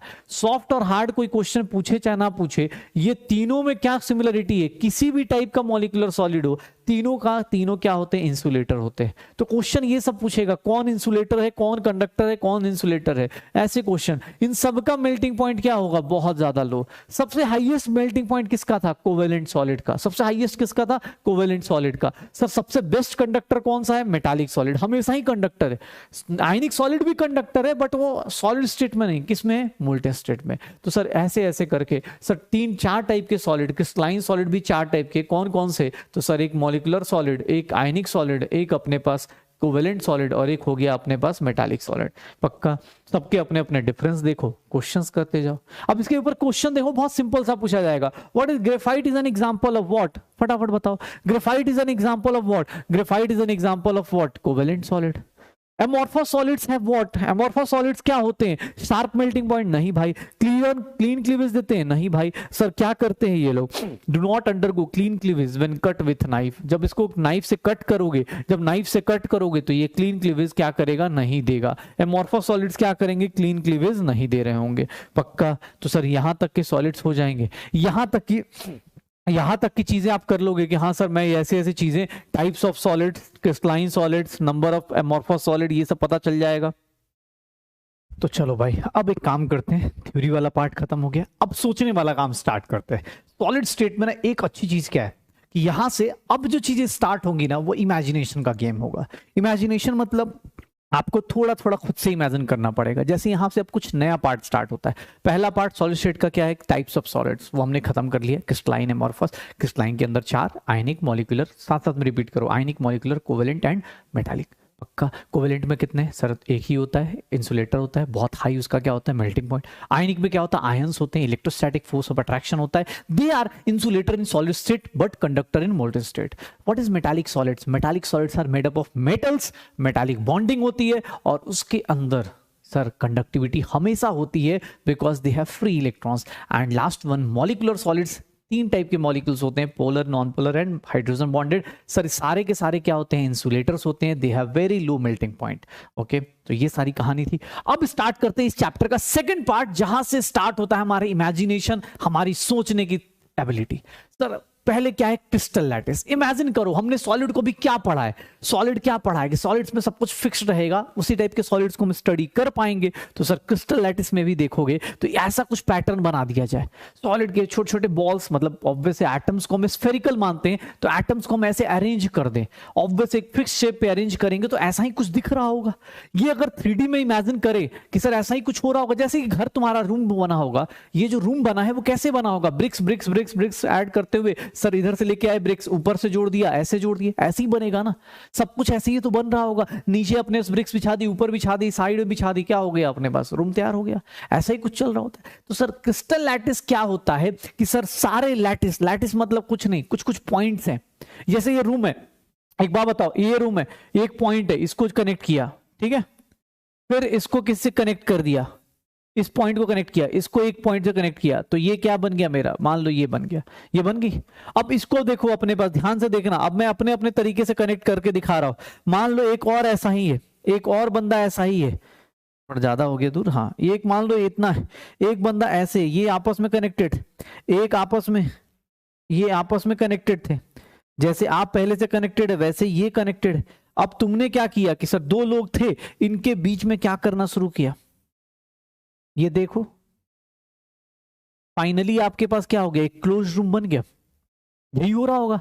तो सर ये जो पॉइंट्स थे जिनको आप कनेक्ट कर रहे थे, इसी पॉइंट को हम लोग क्या बोलना शुरू करते हैं, लैटिस पॉइंट। ध्यान से सुनना, ये पॉइंट 3D में अगर आप कनेक्ट कर रहे थे, ऊपर अपने छत पे देखो, छत के 4 कॉर्नर्स होंगे, अगर उनको कनेक्ट कर दिया जाए तो पूरी छत तैयार नहीं हो जाएगी।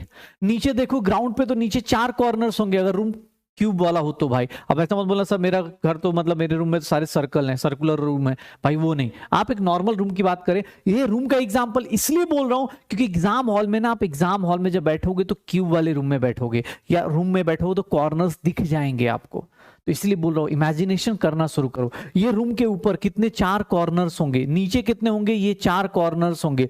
यहां पे अगर मैं एटम्स रख देता हूं तो ये सब क्या कहलाएंगे अपने पास। चलो एक क्यूब के अंदर बताना, एक क्यूब के अंदर कितने कॉर्नर्स होते हैं, 8 कॉर्नर्स होते हैं इन अ क्यूब। एक क्यूब के अंदर सर यहां पे ही बात कर लेते हैं ना, क्यूब 8 कॉर्नर्स होते हैं। मुझे किसने बोला सर ये वाले पॉइंट्स को क्या बोलते हैं, अगर ये पॉइंट्स को क्यूब के अंदर ये फेसेस कितने होते हैं, इस रूम में कितने फेसेस होंगे, ऊपर नीचे लेफ्ट राइट टॉप बॉटम, ऐसे ही कुछ चल रहा होगा। सर कितने फेसेस होंगे, ध्यान से देखना अपने पास। एक फेस क्या होगा, अगर मैं ऐसे लिख दूं ए बी सी डी, ये हो गया ई एफ जी, और ये क्या हो गया। तो एक क्यूब के अंदर देखोगे तो टोटल कितने फेसेस होते हैं, 6 फेसेस होते हैं। 6 फेसेस कैसे, आप सर अपने साइड में देख लो, किसी भी रूम में बैठे हो दोनों साइड, ऊपर नीचे, और अपने पास आगे और पीछे देख लो, सब फ्रंट और बैक देख लो, लेफ्ट एंड राइट देख लो, टॉप एंड बॉटम देख लो। टोटल कितने फेसेस होंगे, 6 फेसेस होंगे। 6 फेसेस करने के बाद अब मुझसे किसने बोला कि सर एज सेंटर्स कितने होंगे, एज सेंटर्स कितने होंगे अपने पास, एज सेंटर्स कितने होंगे। एज किसको बोलते हैं, ये एज है, ये जो लाइंस है ना ये एज है। कितने एजेस होंगे, काउंट करके देखो, 12 एजेस होते हैं, 12 एजेस होते हैं। किसी भी क्यूब में चले जाओगे 12 एजेस होंगे। हम क्यूब ही क्यों ले रहे हैं, और भी टाइप के होंगे लेकिन क्यूब सबसे फेवरेट टाइप होता है।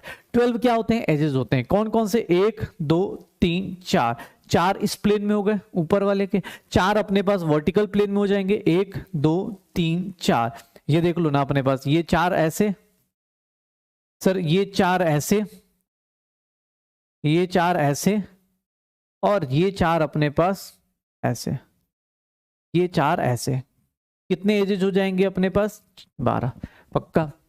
अब अगर क्यूब में बात करते हैं तो क्यूब में क्या होता है, एक फेस डायगोनल होता है। फेस डायगोनल का मतलब क्या होता है, यहां से लेकर यहां तक, ए से लेकर ई तक। तो सर अगर if A is the edge length of cube, edge length of cube है, तो अब क्यूब के बारे में पूरी बात कर लेता हूं क्योंकि अब यही पढ़ना है। ये देख लेना अपने पास, ए क्यूब क्या रिप्रेजेंट करता है, volume of cube. A cube क्या रिप्रेजेंट करता है, वॉल्यूम ऑफ क्यूब। फिर किसने बोला कि सर एक बात बताओ, रूट 2a क्या रिप्रेजेंट करेगा, तो सर ये क्या होगा, length of face diagonal, length of face diagonal. Face का डायगोनल जो होगा, डायगोनल आप सब लोग जानते हो, फेस डायगोनल का लेंथ क्या होगा, root 2a। What is root 3a, root 3a is nothing, length of body diagonal, length of body diagonal. Body diagonal का जो लेंथ होगा वो क्या हो जाएगा, ये आप एक पॉइंट करके आप लिख सकते हो। अभी इसकी जरूरत थोड़ी देर बाद पड़ेगी, इसकी जरूरत थोड़ी देर बाद पड़ जाएगी, हमें इसकी जरूरत थोड़ी देर बाद पड़ेगी। अभी बस इतना जान जाओ कि मैंने कुछ सोच समझ के यहाँ पे डाला है ये सब चीजें, ताकि मैं बार बार चीजों को रिलेट कर पाऊं। इस चीज को मैंने बोला, सॉलिड्स को अरेंज करने जाओगे तो पॉइंट्स को ऐड करोगे तो एक ऐसा 3D में कुछ पिक्चर बननी शुरू हो जाएगी, और ऑब्वियसली ये पिक्चर क्या होगी, क्रिस्टलाइन सॉलिड की पढ़नी है। कोई बोले सर एमॉर्फस क्यों नहीं पढ़ सकते, अबे भाई एमॉर्फस का तो पता ही नहीं है ना, तुम जब पढ़ोगे क्रिस्टलाइन को लेके पढ़ोगे। जैसे मैं मान के चल रहा हूँ ना कि हर एक आदमी एकदम टाइमली वीडियोस देख रहा है, टाइमली डीपीपी कर रहा है, मैं तो ये मान के चल रहा हूँ। सिमिलरली सामने वाले ने ये मान लिया कि सर सब कुछ पैटर्न क्या रहेगा, फिक्स्ड। अगर इसको 3D में अरेंज करते हैं तो इसी को एक नाम दे देते हैं स्पेस लैटिस, या फिर क्या बोल देते हैं, क्रिस्टल लैटिस। स्पेस लैटिस या फिर क्या बोल देते हैं, क्रिस्टल लैटिस। ऑब्वियसली ये 3D में। अब 3D में मैं क्या पढ़ूं सर, इतना लंबा चौड़ा मैं कैसे पढ़ूं इसको, तो कोई दिक्कत नहीं, एक काम करो, 3D को छोड़ो, टेंशन मत लो। ये 3D में पूरा इमेजिनेशन चल रहा है, अलग अलग 3D बन रहे हैं। मैंने क्या किया, इसका एक पोर्शन उठा लिया, मैंने इसको एक पोर्शन को उठा लिया, इसको हम लोग बोल देते हैं यूनिट सेल। क्यों, क्योंकि सर देखना, ध्यान सुनना, ये क्या है, पूरा का पूरा ये क्या है, क्रिस्टल लैटिस है। ये 3D में जो इतना बड़ा सा दिख रहा है, सर देखो ये सॉलिड इतना बड़ा सा होगा, इसमें से मैंने काट के लाया, मैंने कहा यार क्रिस्टल लैटिस ऐसे बना लेते हैं 3D में। उसका भी सबसे छोटा पोर्शन एक्चुअली क्या है, यूनिट सेल को थोड़ा ध्यान से देखना, ये यूनिट सेल है, इसी को रिपीट कर दो हर एक अलग अलग एक्सिस में, यूनिट सेल को ही रिपीट कर दो अलग अलग एक्सिस में, वो क्या जनरेट कर देगा, क्रिस्टल लैटिस जनरेट कर देगा। यूनिट सेल को अलग अलग लैटिस में, अलग अलग डायरेक्शंस में रिपीट कर दो, इसको अलग अलग डायरेक्शंस में रिपीट कर दो, ये पूरा का पूरा 3D में क्या बन जाएगा, लैटिस बन जाएगा। जैसे किसी को लगता हो तो सर एक सिंपल चीज बताओ, आप सब लोग कभी ना कभी फ्लैट्स या अपार्टमेंट्स देखने गए होंगे, कहीं फ्लैट्स देखा हो, या अपार्टमेंट्स, फ्लैट्स में, अपार्टमेंट्स में क्या डिफरेंस होता है? एक पार्टिकुलर फ्लैट बनाने के लिए इंजीनियर वर्क करता है, वो क्या करेगा, सारी मेहनत किस पे लगाएगा, डायरेक्टली। अगर कभी किसी ने, मान लो कोई गांव में रहता तो भी भाई फ्लैट और अपार्टमेंट देख लेना, कुछ नहीं होता। अपार्टमेंट मतलब एक ही फ्लैट को अलग अलग डायरेक्शन में घुमा दो और उसी को लंबा चौड़ा कर दो। मतलब सामने वाला जो इंजीनियर होता है ना, जो दिमाग लगाने वाला, तो सिर्फ एक फ्लैट पे दिमाग लगाता है। वो ये सोचता है कि इसको अच्छा बना लूंगा, इसमें कहाँ किचन रखना है, कहाँ क्या रखना है, एक बार सोच लूंगा, तो इसी को क्या करना है, रिपीट करना है अलग अलग जगह में, इस direction, west direction, north direction, south direction, ऊपर नीचे सब जगह सेम ही डायरेक्शन करना है। तभी तो बड़े बड़े अपार्टमेंट सिमिलर टाइप के दिखते हैं, ऊपर से लेकर नीचे तक सिमिलर दिखते हैं। क्यों? क्योंकि उसमें सब कुछ क्या होता है, रोटेट करता है, क्या करता है, अपने आप को रिपीट करता है। तो आप क्रिस्टल लैटिस का मतलब क्या हो गया, क्रिस्टल लैटिस का मतलब हो गया सर बड़ा सा एक सिस्टम जिसके अंदर सब चीजें क्या हो रही होंगी, रिपीट हो रही होंगी। अब ध्यान से देखना, उसमें से सबसे इंपॉर्टेंट पोर्शन कौन सा है, यूनिट सेल। क्यों? क्योंकि अगर इसके अंदर कुछ चेंज किया, अगर मैंने इसको टेढ़ा कर दिया, ये पूरा का पूरा क्रिस्टल सिस्टम क्या हो जाएगा, टेढ़ा। अगर मैंने इस लेंथ को चौड़ा कर दिया, लंबाई कम कर दी, ज्यादा कर दी, सर इसके अंदर कोई भी चेंज करूंगा, इसके अंदर कोई भी चेंज करूंगा, इसके अंदर चेंज होना शुरू हो जाएगा। तो यूनिट सेल इसलिए इंपॉर्टेंट है बिकॉज इसकी रिपीटिशन से क्या बनता है, क्रिस्टल लैटिस। यूनिट सेल इसलिए इंपॉर्टेंट है बिकॉज इसकी रिपीटिशन से क्या बनता है, क्रिस्टल लैटिस। क्रिस्टल लैटिस है क्या, arrangement of 3D particles. 3D में किस तरह से आप अरेंज कर सकते हो, और उस अरेंजमेंट का सबसे ज्यादा डिसाइडिंग फैक्टर कौन सा है, यूनिट सेल। सबसे ज्यादा डिसाइडिंग फैक्टर कौन सा है, यूनिट सेल। जैसे बायोम पढ़ते हैं ना हम लोग, यार हम लोग इतने बड़े ह्यूमंस को अगर सबसे छोटा पोर्शन कौन सा है, सेल। अगर हमारा सेल ही डेवलप नहीं होगा तो हम इतने बड़े बन ही नहीं पाएंगे शायद। अगर हमारा सेल ही डेवलप ना हो पाए, या हमारे लिए न्यूरॉन्स होते, ये सब क्या है, बहुत छोटे से यूनिट्स हैं, बट अगर एक भी फेल हुआ ना तो पूरा सिस्टम क्या हो जाएगा, चेंज होना शुरू हो जाएगा, पक्का। तो यूनिट सेल क्या है, smallest portion of crystal lattice. Crystal lattice sir सबसे छोटा पोर्शन जिसकी रिपीटिशन से लैटिस विच ऑन रिपीटिशन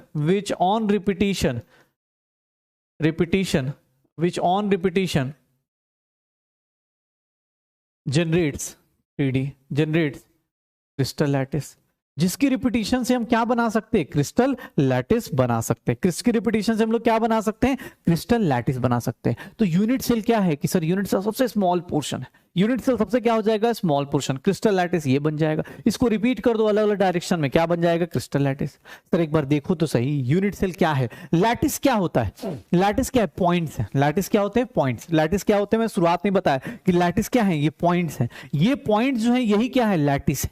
ये पॉइंट्स है, यही क्या है, लैटिस है। तो लैटिस क्या होते हैं, पॉइंट्स होते हैं। इनको आप ऐड करते जाओगे तो लैटिस बना देगा क्या, क्रिस्टल लैटिस। लैटिस पहले क्या बनाएगा, यूनिट सेल। यूनिट सेल से क्या बनेगा, क्रिस्टल लैटिस। लैटिस क्या है, एक पॉइंट है, पीरियोडिक अरेंजमेंट ऑफ पॉइंट्स हैं जो कहीं ना कहीं किसी ना किसी सराउंडिंग के इन्फ्लुएंस में होंगी। लैटिस के कुछ फीचर्स है जो एनसीईआरटी में गिवन है कि लैटिस शुड बी इनफाइनाइट, शुरू से लेकर लास्ट तक ऐसे अरेंज होता रहे। Lattice should be infinite. Each point in a lattice is known as lattice point. Lattice points are joined by straight lines to represent the geometry of the lattice. मतलब bond नहीं दिखा रहा है ये। अगर कहीं पे ऐसा लैटिस बना हुआ है ना, अगर कहीं ऐसा लैटिस बना हुआ है, इसका मतलब ये नहीं है कि इनके बीच का सिंगल बॉन्ड डबल बॉन्ड दिखा जा रहा है। नहीं, इनके बीच का सिंगल और डबल नहीं दिखा रहे हम लोग। हम क्या दिखा रहे हैं, ज्योमेट्री दिखा रहे हैं। किसका ज्योमेट्री, क्यूब है या क्यूबॉइड है, ये दिखाने की कोशिश कर रहे हैं। तो लैटिस पॉइंट्स क्या होते हैं, सिंपल सा और ऑब्वियस है ना सर। 3D में क्या होगा, इनफाइनाइट लंबा चौड़ा होगा, पक्का। अब देखो लैटिस पॉइंट ये हो गए। लैटिस पॉइंट्स में याद रखना, अभी जैसे बार बार हम पढ़ेंगे कि कौन सा लैटिस पॉसिबल है, कौन सा लैटिस पॉसिबल है। तो वो लैटिस कौन कौन सा होगा, स्क्वायर लैटिस पॉसिबल है, हेक्सागोनल लैटिस पॉसिबल है, बट पेंटागोनल लैटिस कभी पॉसिबल नहीं होता। Pentagonal lattice is not possible. क्यों? क्योंकि सर 360 डिग्री आप कैसे लेके आओगे। पेंटागोनल का बॉन्ड एंगल कितना है, 108 डिग्री होता है। 108 को 3 से मल्टीप्लाई करो, डिवाइड करो, आपको 360 नहीं मिलेगा। जो भी, अगर एक बात बताओ, कोई लैटिस लोगे तो तुम ऐसे लोगे ना ताकि पूरा का पूरा सिमेट्रिकली डिवाइड हो जाए। 120 360 डिग्री को ऐसे डिवाइड करोगे। कोई लैटिस लोगे तो तुम क्या करोगे, स्क्वायर लोगे। सर ये 90, ये 90, ये 90, सर सब के सब 90 हो जाएंगे, 90। तो सर ये चलेगा। सर आप ऐसा कर सकते हो, आप ये कर सकते हो कि सर ऐसे ऐसे ऐसे 60 डिग्री की बना दो कि सर इसके बीच में 60, सबके बीच में 60, हेक्सागोनल बन जाएगा। लेकिन पेंटागोनल कैसे बनेगा भाई साहब, पेंटागोनल कैसे बनेगा? 108 डिग्री पे 360 आएगा ही नहीं। तो इसलिए याद रखना सर, लैटिस वही पॉसिबल है जिसका इंटरनल एनर्जी, जो इंटरनल एंगल है उन सबका सम कितना आना चाहिए? 360 डिग्री। जो इंटरनल एंगल है वो सम कितना आना चाहिए? 360 डिग्री का आना चाहिए। पक्का? तो ये लैटिस है। लैटिस के बारे में बात करें, लैटिस क्या है सर? पॉइंट्स का अरेंजमेंट, और वो ऐसे तरीके से अरेंज होंगे जिनका सर ओवरऑल देखोगे तो बॉन्ड सबको एंगल मिला कितना आ जाएगा? 360 डिग्री। कोई चीज छूटेगी नहीं, कोई चीज अपने पास ऐसा नहीं होगा कि कुछ खाली पड़ा है, नहीं। लैटिस में हर एक चीज क्या होगी? फिल्ड होगी। लैटिस पॉइंट्स क्या होते हैं? जहां जहां एटम्स अरेंज है उनको क्या बोलेंगे? Lattice point. उनको हम स्ट्रेट लाइन से ज्वाइन करते हैं, उनको स्ट्रेट लाइन से ज्वाइन करते हैं सो दैट कि उनकी ज्योमेट्री निकल के आए कि सर स्क्वायर में है, हेक्सागन में है, किस तरह से है, ट्रायंगुलर है, किस टाइप का लैटिस है, ये पता चल जाए। वो स्ट्रेट लाइन का मतलब उनका बॉन्ड नहीं होता है। लैटिस पॉइंट्स के बीच में जो स्ट्रेट लाइन है उसका मतलब उसका बॉन्ड कभी नहीं होता है। Sir crystal lattice, crystal lattice के बाद सबसे इंपॉर्टेंट चीज जो होती है और जिसके ऊपर ये चैप्टर पूरा का पूरा डिपेंड करता है वो क्या है? Unit cell. ये क्या है? Unit cell. याद करो, क्रिस्टल लैटिस पढ़ो चाहे लैटिस पॉइंट पढ़ो, सबसे इंपॉर्टेंट चीज क्या है? Unit cell. क्यों? क्योंकि इसी का रिपीटिशन क्या जनरेट करके देगा? क्रिस्टल लैटिस या स्पेस लैटिस जनरेट करके देगा। पूरा का पूरा क्रिस्टल लैटिस, स्पेस लैटिस या क्रिस्टल लैटिस सेम चीज है भाई। ऐसा मत बोलना सर आप क्या बोल रहे हो। क्रिस्टल लैटिस मतलब कि सर 3D में यही जनरेट करके क्या दे देगा? पूरा का पूरा 3D में जाओगे तो यही जनरेट करे क्या देगा? Crystal lattice. तो यूनिट सेल क्या है कि sir unit cell 3 dimensional portion है जिसको बार बार रिपीट करेंगे, क्या मिल जाएगा? Crystal lattice. अब कोई बोलता है सर यूनिट सेल में कितने टाइप के, मैं तुम्हें बता देता हूं। मान लो अब देखो अपने पास, अब मैं तुम्हें बताता हूं, मान लो ये लैटिस पॉइंट है। अब कोई एक ही डायरेक्शन में लैटिस पॉइंट दे दे तो सर इसमें यूनिट सेल क्या बनेगा? यूनिट सेल क्या रिपीट होगा? किसका रिपीटिशन कर रहे? एक ही डायरेक्शन में हो रहा है तो ये कौन सा होगा? ये कौन सा होगा unit cell? 1D unit cell होगा। 1D होगा। ये 1D में बात करें तो 1D का यूनिट सेल क्या हो गया? फिर यही रिपीटिशन कर रहा है, इसी का रिपीटिशन हो रहा है, तो ये क्या हो जाएगा? 1D का यूनिट सेल। और ये रिपीटिशन अब लगातार ऐसे चलता चला जाएगा। ये कितने फैक्टर्स पे डिपेंड करेगा? 1D का unit cell depends only on किस पे डिपेंड करेगा? अगर इसका लेंथ चेंज करोगे, ध्यान से देखना, अगर इसका लेंथ चेंज करोगे तो सबका लेंथ क्या हो जाएगा? चेंज हो जाएगा। तो सर 1D का यूनिट सेल ऐसा दिखेगा। किसने बोला सर 2D में होगा? तो अब देखना 2D का यूनिट सेल कैसा होगा। 2D मतलब X axis plus Y axis, दो एक्सिस पे लेके जाए। सर दो एक्सिस पे हमने लैटिस पॉइंट रख दिए। अब देखना ध्यान से भाई, देख थोड़ा सा पिक्चर हो सकता है थोड़ा अनइवन बन जाए लेकिन मीनिंग सारा सेम है सबका। सबके सब क्या हो रहे हैं ये देखना, सबके सब इक्वल, मतलब ठीक है भाई, अब हो सकता है मेरी लाइन तो ऊपर नीचे हो रही हो लेकिन एक टाइप से ये कौन सा लैटिस है? स्क्वायर लैटिस है। इसको हम लोग क्या बोल देते हैं? ये 2D में बात करें तो सर 2D में अगर मैं इस लैटिस को ले लूं, इस लैटिस को ले लूं, इसी का रिपीटिशन हो रहा है ना सर, इधर भी, तो सर ये जो लैटिस होगा इसको हम लोग क्या बोल देंगे? 2D यूनिट लैटिस होगा। 2D यूनिट लैटिस में यहाँ पे क्या है? सिर्फ और सिर्फ लेंथ था। यहाँ पे क्या होगा? लेंथ भी होगा और लेंथ के साथ साथ क्या आ जाएगा? सर ये वाला डिस्टेंस भी तो आएगा। लेंथ के साथ साथ कौन सा डिस्टेंस आएगा? ब्रेड्थ आएगा। और इनके बीच का एंगल भी तो आएगा, तो 2D unit cell is characterized by, ध्यान से देखना, ये 2D unit cell is characterized by length, characterized by मतलब इनको लेंथ से चेंज कर सकते हैं, ब्रेड्थ से भी चेंज कर सकते हैं, और angle between length and breadth, इससे भी चेंज कर सकते हैं। यही होगा। देख 1D का यूनिट सेल क्या है सर? 1D में मतलब एक ही डायरेक्शन में जा रहा है। अगर तुम इसको लेंथ चेंज कर दोगे तो ऑब्वियस सबकी लेंथ क्या हो जाएगी? चेंज होती चली जाएगी, क्योंकि यूनिट सेल में चेंज हुआ मतलब क्रिस्टल लैटिस में चेंज हो गया। 1D में सिर्फ लेंथ चेंज कर सकते हो, 2D में क्या कर सकते हो? लेंथ चेंज करोगे तो इधर लेंथ बढ़ जाएगी, ब्रेड्थ चेंज करोगे तो इधर की चीज बढ़ जाएगी, और एंगल चेंज करोगे तो सब क्या हो जाएंगे? टिल्टेड हो जाएंगे। तो 2D का यूनिट सेल किससे कैरेक्टराइज होगा? इससे। और अगर 3D में बात करेंगे तो 3D में यूनिट सेल कैसा होगा? ध्यान से देखना अपने पास 3D में यूनिट सेल कैसा होगा। तो 3D का यूनिट सेल मैं ऐसा बना रहा हूं, 3D का यूनिट सेल मैं ऐसा बना रहा हूं, ठीक है, 3D का यूनिट सेल मैं ऐसा बना रहा हूं। अब 3D में देख लो अपने पास ये लैटिस पॉइंट है, ये लैटिस पॉइंट है, ये लैटिस पॉइंट है, ये लैटिस पॉइंट, ये लैटिस पॉइंट, ये लैटिस पॉइंट, ये लैटिस पॉइंट है। ध्यान से देखना अपने पास। अब मैं सर क्या क्या चेंज कर सकता हूं इसमें? तो सर मान लो ये मेरा क्या हो गया? लेंथ हो गया। ये मेरा क्या हो जाएगा? ब्रेड्थ हो जाएगा। और ये मेरा क्या होगा? हाइट होगा। तो सर अगर तीनों में से कुछ भी चेंज करोगे, ये यूनिट सेल की डायमेंशंस क्या होंगी? चेंज। तो अगर 3D यूनिट सेल में बात करें, 3D यूनिट सेल के बारे में बात करें, तो 3D unit cell is characterized by, sir ये सब क्वेश्चंस बहुत ज्यादा इंपॉर्टेंट हैं, क्योंकि ये सब क्वेश्चंस एनसीईआरटी में मिल जाएंगे और कहीं कहीं। सर किससे कैरेक्टराइज होगा? Length, breadth and height. Length, breadth and height, ये तीनों से क्या होगा? कैरेक्टराइज हो जाएगा। ये तीनों से क्या हो जाएगा? कैरेक्टराइज हो जाएगा। LBH। Sir length, breadth and height. Next one, sir इसके बीच में और क्या क्या चीजें चेंज हो सकती हैं? तो सर अगर लेंथ और हाइट का एंगल चेंज हुआ, लेंथ और हाइट का एंगल चेंज हुआ, सर ब्रेड्थ और हाइट का एंगल चेंज हो गया, या फिर सर लेंथ और ब्रेड्थ का एंगल चेंज हो गया, तो फिर तीनों के तीनों एंगल्स, अगर किसी एक को मैं रख देता हूं, अल्फा बीटा गामा कुछ रख देता हूं, तो 3 एंगल दे सकता हूं। कौन कौन सा? Angle between, angle between, angle between length and breadth, angle between breadth and height, angle between length and height. किसी को भी रख दो अल्फा, किसी को रख दो, किसी को बीटा ले लो, किसी को गामा ले लो, alpha beta and gamma. Unit cell, 3D का यूनिट सेल में कितने फैक्टर्स चेंज हो सकते हैं? सर 6 फैक्टर्स चेंज हो सकते हैं। कोई चाहे तो लेंथ चेंज कर सकता है, कोई चाहे तो ब्रेड्थ चेंज कर सकता है, कोई चाहे तो हाइट चेंज कर सकता है, और कोई चाहे तो अल्फा बीटा गामा में से कुछ भी चेंज करके पूरा का पूरा यूनिट सेल चेंज कर देगा। और जब पूरा का पूरा यूनिट सेल चेंज हो जाएगा, तो ऑब्वियस है पूरा का पूरा क्रिस्टल लैटिस क्या हो जाएगा? चेंज हो जाएगा। पूरा का पूरा क्रिस्टल लैटिस क्या हो जाएगा? चेंज हो जाएगा। पूरा का पूरा क्रिस्टल लैटिस क्या हो जाएगा? चेंज हो जाएगा। तो एंगल भी चेंज हो सकता है। और यहां पे इनके केस में 2D में क्या था? सिर्फ 2 ही चीजें थी। 1D में क्या था? सिर्फ लेंथ था। 2D में 3 चीजें आई, 3D में देख लो अपने पास 6 चीजें आई। तो यूनिट सेल एक बहुत इंपॉर्टेंट रोल प्ले करता है। यूनिट सेल वो है जिसकी रिपीटिशन से पूरा का पूरा क्रिस्टल सिस्टम जनरेट होता है। पूरा का पूरा पूरा पूरा अपार्टमेंट चेंज हो जाएगा भाई, अपने पास पूरा का पूरा अपार्टमेंट चेंज हो जाएगा। उसी को क्या बोलेंगे? Sir unit cell. Unit cell जिसके अंदर चेंजेस किए जा सकते हैं। अब चेंज करके देखेंगे, अभी अलग अलग टाइप के क्रिस्टल लैटिस बनाएंगे इससे।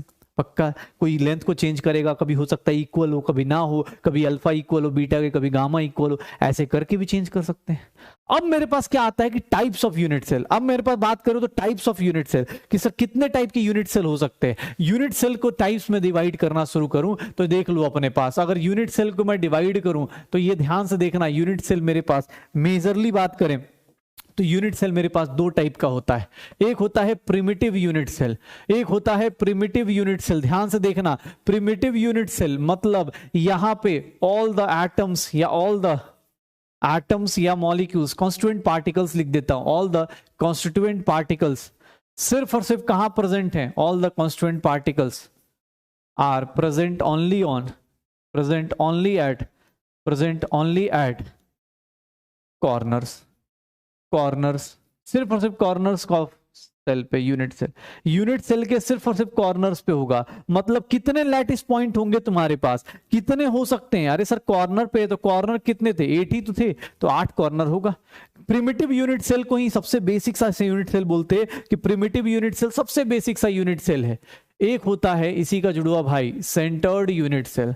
Centred unit cell, centred unit cell क्या हो जाता है? सेंटर्ड यूनिट सेल क्या हो जाता है कि यहां पर ऑल द, सर मतलब besides the corner atom, besides the corner atom, corner पे तो होते ही होते हैं, besides the corner atoms, atoms are present at, atoms are present at centres of, centres of कुछ भी हो सकता है, centres of face, faces, edges, कुछ भी हो सकता है, एजेस कुछ भी अपने पास, बॉडी कहीं भी प्रेजेंट हो सकता है। ठीक है, तो उसको क्या बोलते हैं हम लोग? Centred unit cell. अब सेंटर्ड यूनिट सेल में कहां कहां कौन प्रेजेंट होगा, उस सेंटर्ड यूनिट सेल को हम लोग 3 पोर्शन में डिवाइड कर देते हैं। 3 में पहला पोर्शन आता है जिसको हम बोलते हैं फेस सेंटर्ड, इसको हम बोलते हैं face centred unit cell. Face centred unit cell, face centred unit cell क्या होगा कि सर यहां पे besides the corner atoms, besides the corner atom, besides the corner atom, corner atom को छोड़ के besides the corner atom, atoms are present at, मतलब इनके साथ साथ atoms are present at all the faces of, all the face centres of cell, face centres of unit cell, face centres of unit cell. Sir बताओगे corner पे तो होगा ही होगा, 8 मतलब 8 कॉर्नर तो पहले से ही थे, उसके अलावा कहां कहां प्रेजेंट होगा, फेस सेंटर्स पे, फेस सेंटर्स पे प्रेजेंट होगा। मतलब अगर फेस सेंटर्ड यूनिट सेल है तो इसका लैटिस पॉइंट कितना होगा, लैटिस पॉइंट कितना होगा, कहां कहां एटम्स प्रेजेंट हैं, सोचो अपने पास कहां कहां एटम्स प्रेजेंट होंगे, कॉर्नर पे तो 8 होंगे ही होंगे, प्लस कितने फेस सेंटर्स थे सर, अभी थोड़ी देर पहले बताया था, कितने फेसेस होते हैं 6, तो जितने फेसेस होंगे उतने ही क्या हो जाएंगे, फेस सेंटर्स, और वही क्या बन जाएगा, टोटल लैटिस पॉइंट इसका कितना होने वाला है, टोटल लैटिस पॉइंट इसका कितना होने वाला है 14। फेस सेंटर्ड यूनिट सेल में टोटल लैटिस पॉइंट कितना होने वाला है 14। सर अगर मैं बात करूं सेकंड की तो इसको हम लोग बोल देते हैं body centred unit cell, body centred unit cell, body centred unit cell. इसमें क्या हो जाता है, इसका ध्यान से देखो अपने पास, बॉडी सेंटर्ड में क्या होता है कि आप सर बिसाइड्स द, इसमें अगर बात करें तो इसमें क्या होता है, besides the corner atom, sir besides the corner atom, corner atom को छोड़ के, कॉर्नर एटम्स छोड़ के, atom is present at body centre, present at body centre of the cell, body centre of the unit cell, body centre of the unit cell. Sir besides the corner atom, body centre पे present होता है, body centre पे lattice point कितना होगा, sir अब बताओ खुद से, लैटिस पॉइंट मतलब क्या हो जाएगा, खुद से सोचो, 8 तो कॉर्नर पे है ही है, प्लस एक बॉडी सेंटर पे भी हो गया, तो कितने हो जाएंगे, टोटल कितने हो जाएंगे, अगर मैं बात करूं टोटल लैटिस पॉइंट कितने हो जाएंगे इसके, 9 हो जाएंगे, लैटिस पॉइंट इसके कितने हो जाएंगे, 9 हो जाएंगे।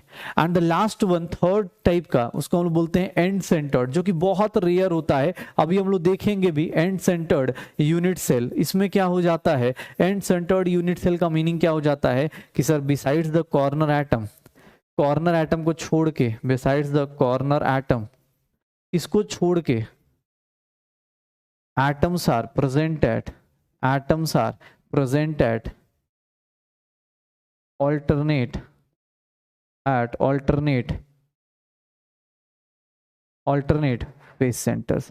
कहां प्रेजेंट होगा, ऑल्टरनेट फेस सेंटर्स पे प्रेजेंट होगा, मतलब ऑल्टरनेट फेस सेंटर्स पे प्रेजेंट होगा, सारे के सारे फेसेस पे प्रेजेंट नहीं होगा, सिर्फ ऑल्टरनेट। मतलब कितने हो जाएंगे, 8 तो कॉर्नर पे होंगे ही होंगे, 8 तो कॉर्नर पे होंगे ही होंगे, लेकिन 8 के साथ साथ अगर इसका लैटिस पॉइंट कोई बोलेगा, इसका कोई लैटिस पॉइंट बोलेगा, तो इसका लैटिस पॉइंट क्या हो जाएगा, ध्यान से देखोगे तो 8 + 2, 8 + 2 कितना हो जाएगा 10, इसका लैटिस पॉइंट कितना हो जाएगा 10 हो जाएगा, इसका लैटिस पॉइंट कितना हो जाएगा 10 हो जाएगा। तो सर ये देख लो सर, 3 टाइप के मेजर, मतलब 2 टाइप के प्रिमिटिव यूनिट सेल, एक होते हैं प्रिमिटिव और एक होते हैं सेंटर्ड। सेंटर्ड में क्या होते हैं, 2-3 फेस सेंटर्स, बॉडी सेंटर्स और and centred. Face centre, body centre और एंड सेंटर। फेस सेंटर का मतलब क्या हो जाता है कि सर आप कॉर्नर के अलावा कहां प्रेजेंट रहोगे, फेसेस पे, फेस सेंटर्स पे। कितने फेस सेंटर्स हैं आपके पास, 6। अब तुम्हें लगता हो अरे सर कैसे, तो देखेंगे अभी पिक्चर्स भी देख लेंगे। ये देखो अपने पास, ये सिर्फ और सिर्फ कहां पे, कॉर्नर्स पे प्रेजेंट है, तो इसको क्या बोल देंगे सर, ये कहां प्रेजेंट है, सिर्फ और सिर्फ कॉर्नर्स पे प्रेजेंट है, तो ये वाला क्या हो जाएगा, सिंपल क्यूबिक, इसी को प्रिमिटिव बोल देते हैं।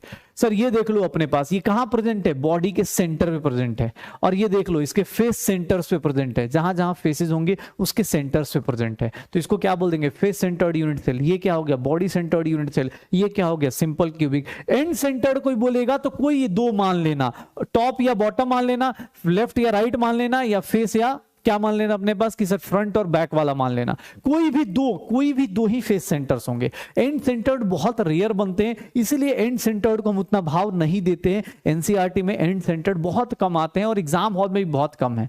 एंड सेंटर्ड बहुत रेयर होते हैं कि सर 8 कॉर्नर पे और कोई 2 फेस, या तो फ्रंट बैक या लेफ्ट राइट या फिर टॉप और बॉटम, ऐसे करके देख लो, किसी 2 साइड बनेंगे। तो उसका लैटिस पॉइंट 14, इसका लैटिस पॉइंट 9, उसका लैटिस पॉइंट 10, इसका लैटिस पॉइंट कितना हो गया 8। लैटिस पॉइंट मतलब जहां जहां एटम्स प्रेजेंट होते हैं, जहां जहां एटम्स प्रेजेंट होते हैं, पक्का, जहां जहां एटम्स क्या होते हैं, प्रेजेंट होते हैं। श्योर हो। अब देख लो, इतने टाइप के यूनिट सेल हो गए, इतने टाइप के यूनिट सेल हो गए। अब तुम्हें पता है कि सर तुम लेंथ चेंज कर सकते हो, ब्रेथ चेंज कर सकते हो, एंगल चेंज कर सकते हो। जरूरी थोड़ी ना है कि सारे की सारी चीजें फिक्स रहें, आपकी मर्जी, आप चेंज कर लो। कोई लेंथ चेंज कर देगा, कोई ब्रेथ चेंज कर देगा, कोई एंगल चेंज कर देगा, अपने अपने हिसाब से चेंज कर सकते हैं। जैसे ही लेंथ ब्रेथ और वो चेंज करोगे, मेरे पास टोटल देखोगे, टोटल अलग अलग टाइप की सिमेट्री करके देखोगे तो टोटल मेरे पास 14 3D लैटिसेस बनती हैं। टोटल 14 3D लैटिसेस बोलती हैं, जिनको हम लोग क्या बोल देते हैं, ब्रेवियाइस लैटिसेस बोल देते हैं, जिनको हम लोग क्या बोल देते हैं, ब्रेवियाइस लैटिसेस बोल देते हैं। और इस ब्रेवियाइस लैटिसेस को अगर हम डिफाइन करें तो 7 सिस्टम में डिफाइन कर देते हैं, 7 सिस्टम्स में हम लोग डिफाइन कर देते हैं अलग अलग तरीके से। अब कोई बोले कि सर मैं लेंथ चेंज कर दूंगा, कोई ब्रेथ चेंज कर देगा, कोई एंगल चेंज कर देगा, अल्फा बीटा गामा कुछ भी चेंज कर देगा, तो उसके हिसाब से देखोगे तो टोटल मेरे पास 14 में से 7 क्रिस्टल सिस्टम बनते हैं। कैसे 14 बनेंगे वो भी हम काउंट कर लेंगे, लेकिन सबसे ज्यादा इंपॉर्टेंट सर ये देख लो, ये चार्ट बहुत ज्यादा इंपॉर्टेंट, एनसीईआरटी का चार्ट है, आपको कहीं भी एनसीईआरटी में मिल जाएगा। सर क्या होता है, अलग अलग एंगल्स ले लो, अलग अलग एंगल्स ले लो। क्यूबिक में देखो क्या क्या पॉसिबल है, प्रिमिटिव पॉसिबल है, बॉडी सेंटर्ड पॉसिबल है, फेस सेंटर्ड पॉसिबल है, तो क्यूबिक में 3। सर टेट्रागोनल में देख लो, प्रिमिटिव और बॉडी, प्रिमिटिव सब में पॉसिबल है, प्रिमिटिव वाला यूनिट सेल सब में पॉसिबल है, तो सर ये कितना है 3 2। सर ऑर्थोरोम्बिक को देखो, ऑर्थोरोम्बिक के मैथमेटिकल चीजें हैं सर। कोई बोले कि सर आपको कैसे पता चल रहा, मैथमेटिक्स में ऐसा कुछ होता है कि a b not equals to c है, अल्फा बीटा गामा 90 डिग्री है, तो उसको क्या बोलते हैं हम लोग, ऑर्थोरोम्बिक। हेक्सागोनल में सर प्रिमिटिव पॉसिबल है, रोम्बोहेड्रल में सिर्फ प्रिमिटिव पॉसिबल है, मोनोक्लिनिक में एंड सेंटर्ड पॉसिबल है। सर यहां देख लो, यहां 1, यहां 1, यहां पे 2 और यहां पे क्या हो रहा होगा 1। बस सिंपल सा एक स्टोरी बता देता हूं, बाकी आप एग्जांपल्स धीरे धीरे ऑब्वियस याद कर सकते हो।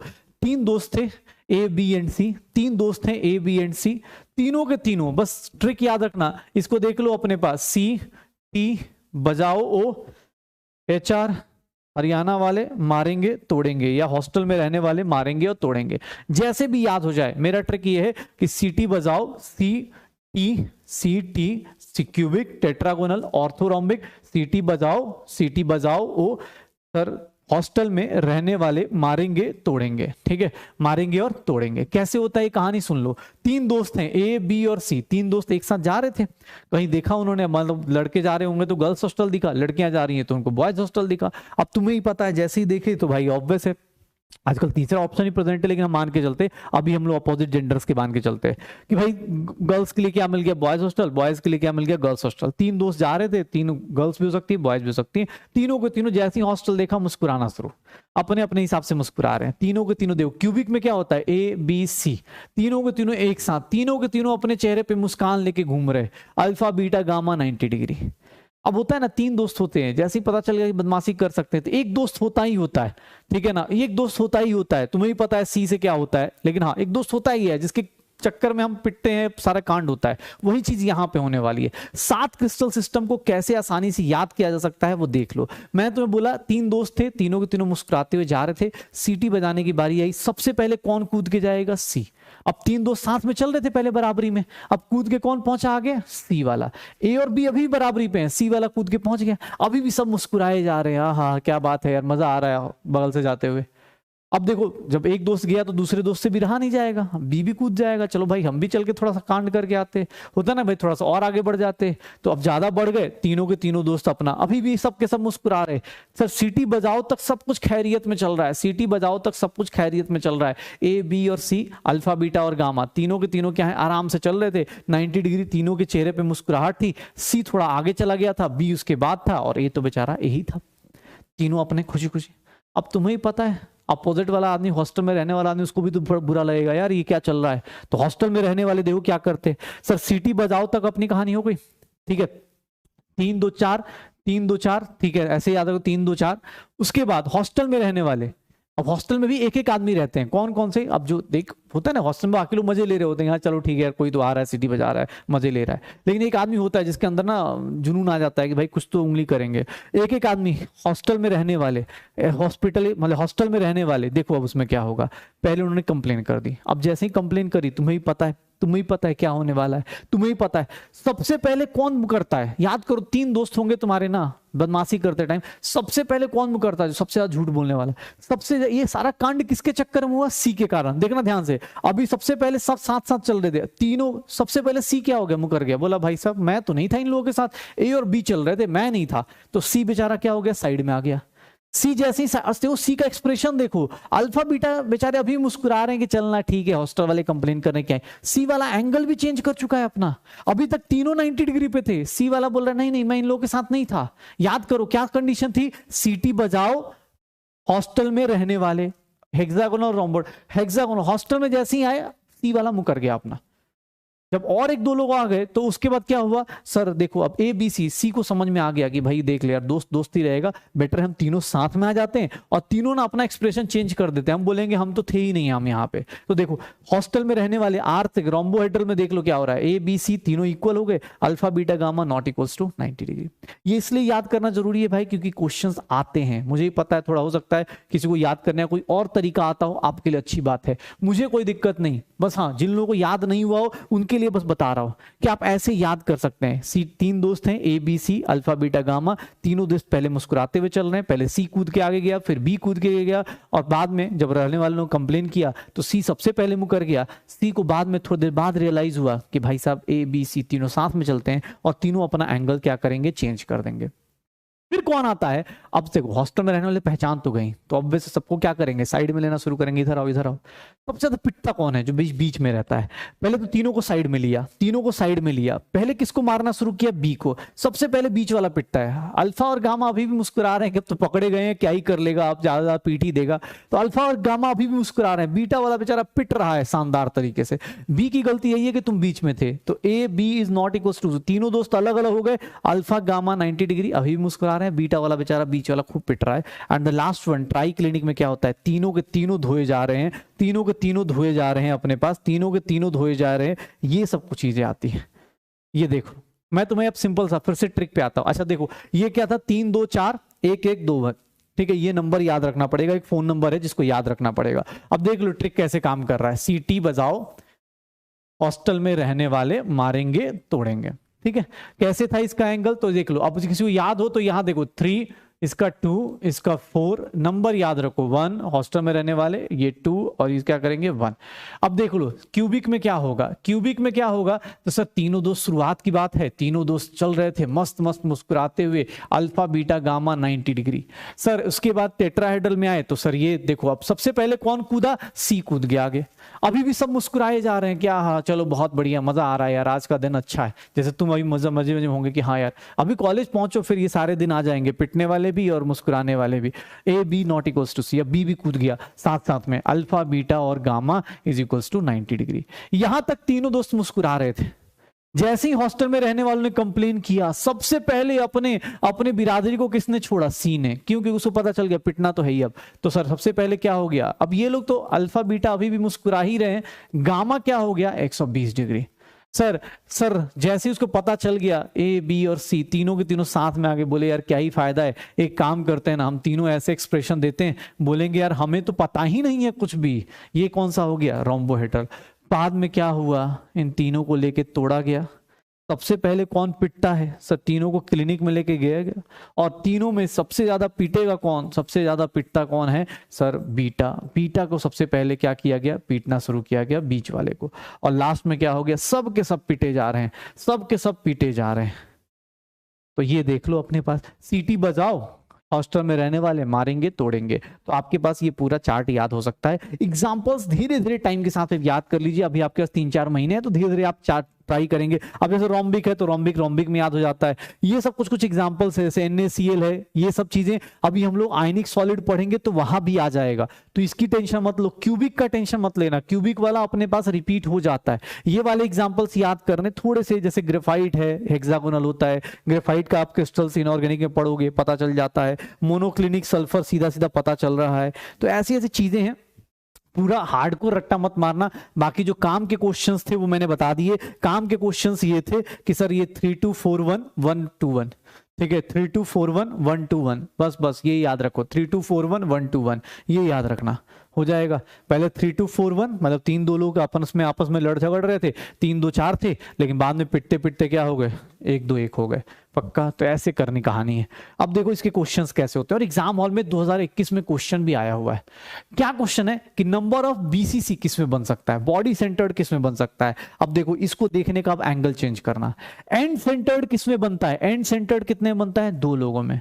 बॉडी सेंटर पहले 2 लोग 3 लोगों में। तो सर यहां पे मैं एक लिस्ट भी बना देता हूं, अगर आपसे कोई पूछता है कि बॉडी सेंटर्ड कितने लोगों में बनता है, तो बॉडी सेंटर्ड याद रखना, बॉडी किसके पास दिखा रहे थे, सीटी बजाओ में। एंड सेंटर्ड की बात करें तो एंड सेंटर्ड में जब लास्ट में पिट रहे होते हैं तो 2 ही ऑप्शन होते हैं, OM, ठीक है, एंड सेंटर्ड में ऑर्थोरोम्बिक और मोनोक्लिनिक। प्रिमिटिव किसके किसके अंदर होता है? प्रिमिटिव ना सर, प्रिमिटिव सर सब में होता है सर। वो सीटी बजाओ, HR, ठीक है, हरियाणा में रहने वाले मारेंगे तोड़ेंगे, या हॉस्टल में रहने वाले मारेंगे तोड़ेंगे, या ह्यूमन राइट्स वाले मारेंगे तोड़ेंगे। और फेस सेंटर्ड कहाँ कहाँ रहता है? तो सर क्यूबिक में, और कहाँ रहता है? फेस सेंटर्ड भी 2 जगह रहता है। वो कहाँ है sir? Face centred, face centred कहाँ है? तो वो क्यूबिक में है और ऑर्थो में। सर एक बात बताता हूं, सबसे ज्यादा चारों के चारों लैटिस, चारों के चारों टाइप की यूनिट सेल किसमें पॉसिबल है? ऑर्थोरोम्बिक में। याद रखना, सबसे ज्यादा ऑर्थोरोम्बिक में पॉसिबल है। सबसे ज्यादा अनसिमेट्रिकल कौन सा होता है? Triclinic. Unsymmetrical crystal lattice system कौन सा होता है? ट्राइक्लिनिक। कुछ भी इक्वल नहीं है ना, ABC इक्वल है ना, अल्फा बीटा गामा इक्वल है। सबसे ज्यादा अनसिमेट्रिकल कौन सा है? ट्राइक्लिनिक। सबसे ज्यादा सर, सबसे ज्यादा all types of unit cell. अब देखो यहाँ पे क्वेश्चन कैसे बनेंगे, all types of unit cell कहाँ कहाँ होंगे? All types of unit cell कहाँ कहाँ होंगे? तो सर वो किस में होते हैं? ऑर्थोरोम्बिक में होते हैं। वो किस में होते हैं? ऑर्थोरोम्बिक में। सर अगर मैं बात करता हूँ all types of unit cell, तो ऐसे ऐसे क्वेश्चंस होंगे। जैसे ये क्वेश्चन 2021 में पूछ दिया था, इसीलिए बोल रहा हूँ ये चार्ट बहुत ज्यादा इंपॉर्टेंट है। 2021 में पूछा गया है, कब 2023 में आ जाए इनडायरेक्ट वे में। इसलिए याद रखो क्या कहानी है, सीटी बजाओ, हॉस्टल में रहने वाले मारेंगे तोड़ेंगे। बॉडी सेंटर कितने लोगों में पॉसिबल था? कितने लोगों में पॉसिबल था? फटाफट देखो, बॉडी सेंटर कितने लोगों में पॉसिबल है? 3 लोगों में। कौन कौन से? शुरुआत के लोग बॉडी दिखा रहे थे, शुरुआत के लोग क्या होते हैं? बॉडी दिखा रहे होते हैं। तो सीटी बजाओ वाले में अपने पास कहानी याद रखना पक्का। अब इस तरह क्वेश्चंस आ रहे होंगे, which of the following statements are about amorphous solid is incorrect. Amorphous solid के बारे में कौन सा इनकरेक्ट है? एमोर्फस सॉलिड में क्या इनकरेक्ट है? Sir they melt over range of temperature, yes sir. They are no orderly arrangement, yes sir. They are rigid and incompressible, solid है तो ऑब्वियस है। But they are isotropic, not anisotropic. They are isotropic. Amorphous solid क्या थे? Isotropic थे। उनके लिए values क्या करते? सब कुछ इक्वल मान लेते थे। अब देखो, the unit cell with dimension alpha beta gamma 90 degree, तीनों के तीनों मुस्कुरा रहे हैं। और सी अभी कूद के बाहर गया है, तो कौन सा था? सीटी बजाओ, टी में कौन सा था? ट्राइक्लिनिक नहीं था, टेट्रागोनल था ना, याद है? In which a B is equals to c, तीनों के तीनों एक साथ आ गए, और alpha beta gamma not equals to 90 degree. अगर कहानी याद है तो हेक्सागोनल के बाद रोम्बोहेड्रल में क्या होते थे? ये तीनों के तीनों साथ में आ जाते थे और एंगल अपना एक्सप्रेशन चेंज कर देते थे। तो आंसर सीधा सीधा विद इन सेकंड निकाल के बैठ जाओ। The axial angles in triclinic, triclinic में तीनों पिट रहे हैं तो कौन सा आंसर होगा? सी वाला। ट्राइक्लिनिक में तीनों पिट रहे हैं, कौन सा एंगल होगा? सी वाला। सर कितने टाइप के different type of crystal lattice present in all types of crystal? कितने टोटल कितने टाइप्स के क्रिस्टल्स बन सकते हैं? सर टोटल कितने बन सकते हैं? 14। क्रिस्टल लैटिस कितने बन सकते हैं? 14। क्रिस्टल सिस्टम कितने होते हैं? 7। याद करो, अभी एक नंबर लिखा था ना, 3 2 4 1 2 1। सर 1 2 1 1 1 2 1 1 2 1 ये नंबर लिखा था। टोटल सम करोगे, टोटल कितने लैटिसेस बनेंगे? 14। Which of the following unit cell does not exist in cubic system? कौन सा एग्जिस्ट नहीं करता क्यूबिक सिस्टम में? क्यूब में कौन सा एग्जिस्ट नहीं करता? याद करो, क्यूबिक में कौन कौन सा एग्जिस्ट करता था? प्रिमिटिव कर जाएगा, बॉडी सेंटर्ड कर जाएगा, बट एंड सेंटर्ड क्या करेगा? नहीं पॉसिबल है। देखो अपने पास एंड सेंटर्ड क्या होगा? पॉसिबल नहीं होता है। क्यूबिक में बॉडी करता है, प्रिमिटिव करता है, बॉडी करता है, फेस सेंटर करता है, लेकिन उसमें एंड सेंटर्ड पॉसिबल नहीं होता है, उसमें एंड सेंटर्ड पॉसिबल नहीं होता है। तो sir types of solid, types of solid के बाद types of crystalline solid, crystalline solid के बाद यूनिट सेल, यूनिट सेल में सर 3-4 टाइप की unit cell, primitive, centred unit cell, centred में 3 type, body centred, face centred, end centred, ये 3 type की unit cell. Total इतने यूनिट सेल को arrange करते हो आप 3D में, तो टोटल आपके पास 14 लैटिसेस बनती हैं, जिसको अगर सही से डिवाइड किया जाए तो 7 क्रिस्टल सिस्टम में डिवाइड होता है। 7 क्रिस्टल सिस्टम को हमने याद करने का तरीका बनाया, सीटी बजाओ, हॉस्टल में रहने वाले मारेंगे तोड़ेंगे, 3 2 4 1 1 2 1 3 2 4 1 1 2 1 ये नंबर था सर। पहले वाले में 3, अगले वाले में 2, अगले वाले में 4। मोस्ट अनसिमेट्रिकल कौन सा था? ट्राइक्लिनिक। तो ये सारी चीजें हमने करी हैं, ये सारी चीजें हमने आज पढ़ लिया है, ये सारा कुछ हमने आज कर लिया है, ये सारा कुछ हमने आज कर लिया है। अब एक इंपॉर्टेंट चीज और करेंगे, ठीक है ना, फिर ऑब्वियस है भाई थोड़ा सा टाइम का यूटिलाइजेशन करेंगे, आज बहुत सारा टाइम मतलब रिवीजन में और उसमें गया है, थोड़ा सा देखते हैं। Effective number of atoms in a unit cell. Sir जितने लैटिस पॉइंट दिखते हैं, क्या वो सारे एटम्स आप ही के पास होते हैं क्या? सारे एटम्स आप ही के पास होते हैं क्या? जैसे ये एटम यहां दिख रहा है, ये एटम आप ही के पास है क्या? ये एटम आप ही के पास है क्या? ये एटम्स जरूरी है कि आप ही के पास हो? नहीं सर, क्यों? क्योंकि सर आपको एक सिंपल सा आइटम बताता हूं। मान लो ये कॉर्नर का आइटम कहीं ले लो, मान लो ये कॉर्नर का आइटम आप कहीं ले लो, जैसे ये कॉर्नर का आइटम, ये कॉर्नर का आइटम सही से देखो 3D में तो ये कितने रूम से डिवाइडेड है, कितने रूम से डिवाइडेड है ये कॉर्नर का आइटम? 1 रूम, 2 रूम, 3 रूम, पीछे के 4 रूम, नीचे एक प्लेन में। जैसे आप घर का रूम इमेजिन करो, घर के कॉर्नर पे एक रूम को इमेजिन करो, और ये मान लो कि ये रूम सारे डायरेक्शन में होगा, ये रूम इसके बगल में भी होगा, इसके ऊपर भी होगा, इसके नीचे भी होगा, इसके अपोजिट भी होगा, सारे डायरेक्शन में यही रूम होगा, सारे डायरेक्शन में यही रूम होगा। आप मान के देखो, ये रूम आप मान लो जिस रूम को लेके चल रहे हो, आप उस रूम को सारे डायरेक्शन में मान लो कि सर ऊपर भी नीचे भी सब जगह सेम होगा। आप एक बात बताओ, ये जो कॉर्नर वाला रूम है आपका, रूम का जो कॉर्नर है वो कितने लोगों से शेयर्ड होगा? अपने फ्लोर पे, अपने फ्लोर पे, अपने फ्लोर पे, अपने जिस फ्लोर पे हैं आप, फर्स्ट फ्लोर, सेकंड फ्लोर, उसमें कितने कॉर्नर्स में शेयर्ड होगा?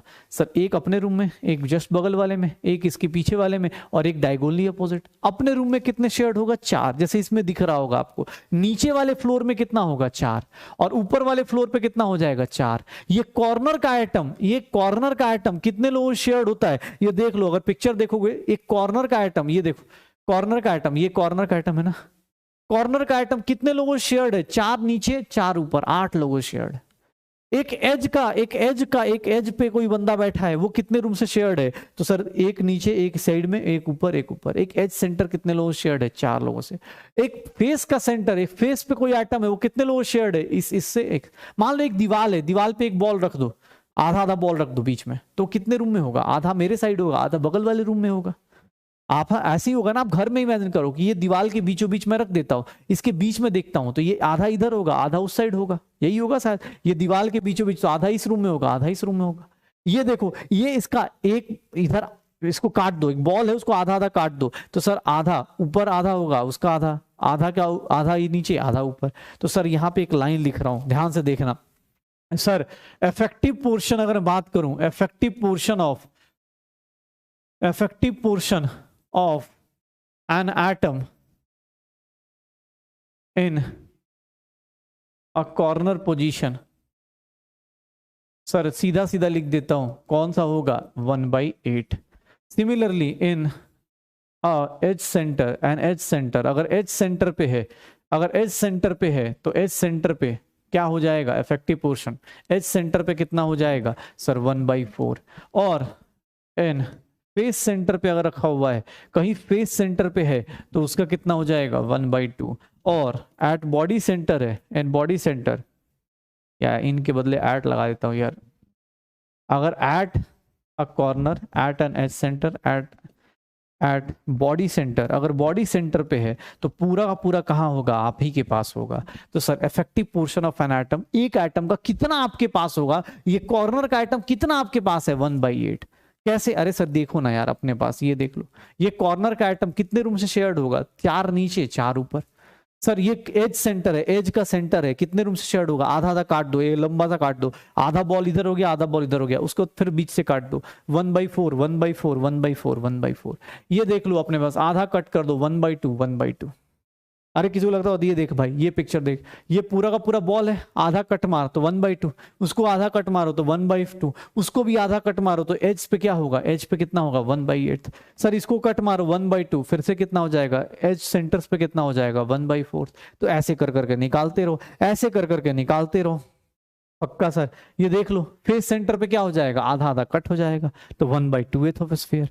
तो अगर कहीं पे बोला जाए, अब तुमसे कोई बोल दे कि sir effective number of atom बताओ, अब ध्यान से सुनना, effective number of atoms, effective number of atom in, sir पहले बात करते हैं किसमें? सिंपल क्यूबिक में या प्रिमिटिव में, सिंपल या प्रिमिटिव यूनिट सेल, सिंपल या फिर किसके बारे में बात करेंगे? प्रिमिटिव यूनिट सेल के। सिंपल या प्रिमिटिव यूनिट सेल लेंगे। सिंपल और प्रिमिटिव में कितने इफेक्टिव नंबर्स ऑफ एटम्स होंगे? इफेक्टिव नंबर ऑफ एटम्स को हम लोग लिखते हैं जेड इफेक्टिव, जेड इफेक्टिव लिख देते हैं, या फिर इसको बोल देते हैं रैंक ऑफ, रैंक भी बोल देते हैं कहीं कहीं पे। तो जेड इफेक्टिव, जेड इफेक्टिव कितना होगा? कितने एटम्स थे? 8 कॉर्नर पे थे, 8 का कितना पोर्शन है अपने पास? सर इफेक्टिवली देखने में आपको लग रहा होगा कि मेरे पास 8 एटम्स हैं, जैसे यहाँ पे देखने में आपको लग रहा है कि सर मेरे पास ना टोटल कितने एटम्स हैं, 8 हैं, लेकिन 8 है नहीं आपके पास। 8 में से कितना है, सबका एक एक 1/8 1/8, सबका 1/8 सबका 1/8, तो ऑब्वियस है आपके पास इफेक्टिवली है कितना, एक ही atom. Similarly effective number of atoms, effective number of atoms के बारे में बात करें, इफेक्टिव नंबर ऑफ एटम्स के बारे में बात करें, effective number of atoms in, sir अगर फेस सेंटर्स की बात करता हूं, फेस सेंटर्ड यूनिट सेल लेता हूं, फेस सेंटर्ड यूनिट सेल में क्या होता है, कॉर्नर का तो कॉर्नर वाला तो सेम रहेगा, फेस सेंटर पे क्या होता है, 6 फेसेस और आ जाते हैं, 6 फेसेस और आ जाते हैं, और 6 into ये क्या हो जाएगा 1/2, ये कितना हो जाएगा 4, क्योंकि 6 फेसेस का कितना कंट्रीब्यूशन होगा 1/2।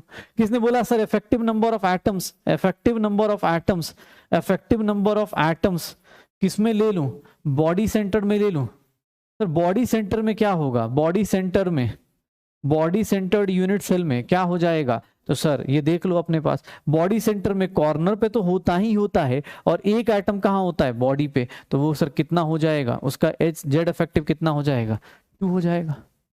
कोई बोले सर निकालते रहो, आपके पास simple cubic cell, face centred, body centre, सबका निकाल दो। क्या जेड इफेक्टिव निकालना है, जेड इफेक्टिव बीसीसी में कितना हो रहा है, एफसीसी में कितना हो रहा है, सिंपल क्यूबिक में कितना हो रहा है, निकाल लो। आपको ये पता चल गया कौन कहां होगा। मैं ये बोल दूं मेरे पास कॉर्नर पे 8 एटम्स हैं, पर सर वो सारे के सारे मेरे नहीं हैं, कितने हैं मेरे पास 8 into 1/8, सबका 1/8 सबका 1/8 इकट्ठा करूंगा तो टोटल कितना मिलेगा, एक ही एटम मिलेगा। इफेक्टिवली मेरे पास कितना है, एक ही एटम है।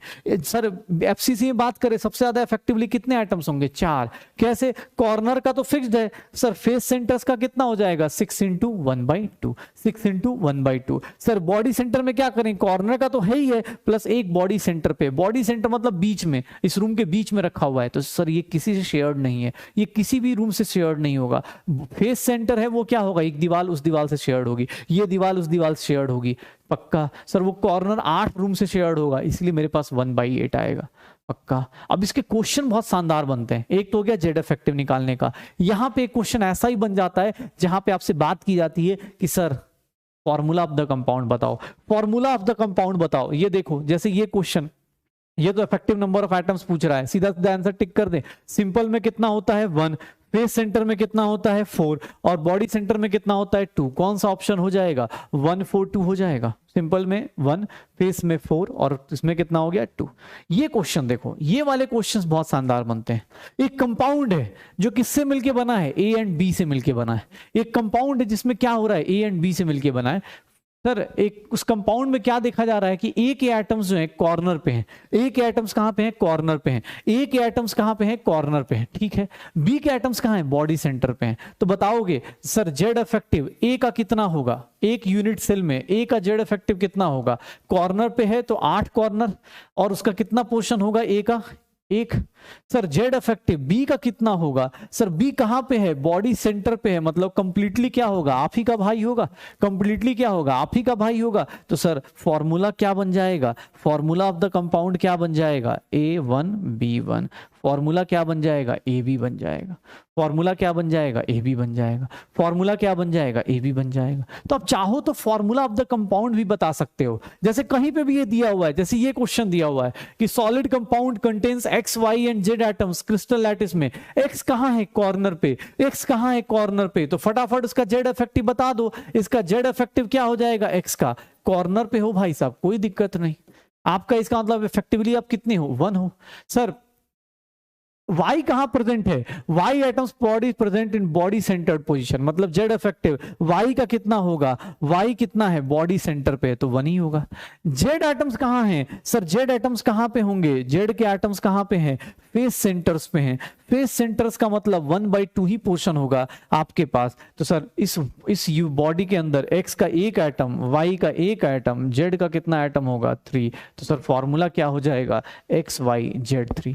आप कंपाउंड का फॉर्मूला तक बता सकते हो, आप कंपाउंड का फॉर्मूला तक बता सकते हो, आप ट्राई करोगे तो आप फॉर्मूला तक बता दोगे इसके केस में, तो आप चाहोगे तो कंपाउंड का फॉर्मूला तक बता सकते हो। यहां पे सारी चीजें आप कर सकते हो भाई, अब आपके ऊपर है चीज़ों को ऑब्वियस है, आई नो कि हाँ सर ये टॉपिक थोड़ा सा इमेजिनेशन का गेम है, लेकिन इमेजिन करना आपको आता है सर, आप डॉक्टर बनने वाले हो यार, ठीक है, डॉक्टर बनने वाले तो आप ऑब्वियस है ना इमेजिन यही करोगे सर किसी को कैंसर में कैसे ट्रीट करूँ, ऐसा ना किसी को मार के ट्रीट करेंगे, नहीं सर, हम लोग ऑब्वियस है इमेजिन कर लेते हैं यार ऐसे ऐसी चीज़ें हो रही होंगी। सिमिलरली यहाँ इमेजिन करना है कि सर बॉडी सेंटर कहाँ होगा, कौन सी चीज़ कहाँ होगी। तो आज की क्लास में एक तो हमने केमिकल काइनेटिक्स रिवाइज किया है, दूसरा आज की क्लास में सर सारी चीज़ें जो इंपॉर्टेंट थी वो मेरे हिसाब से मैंने डिस्कस करी है।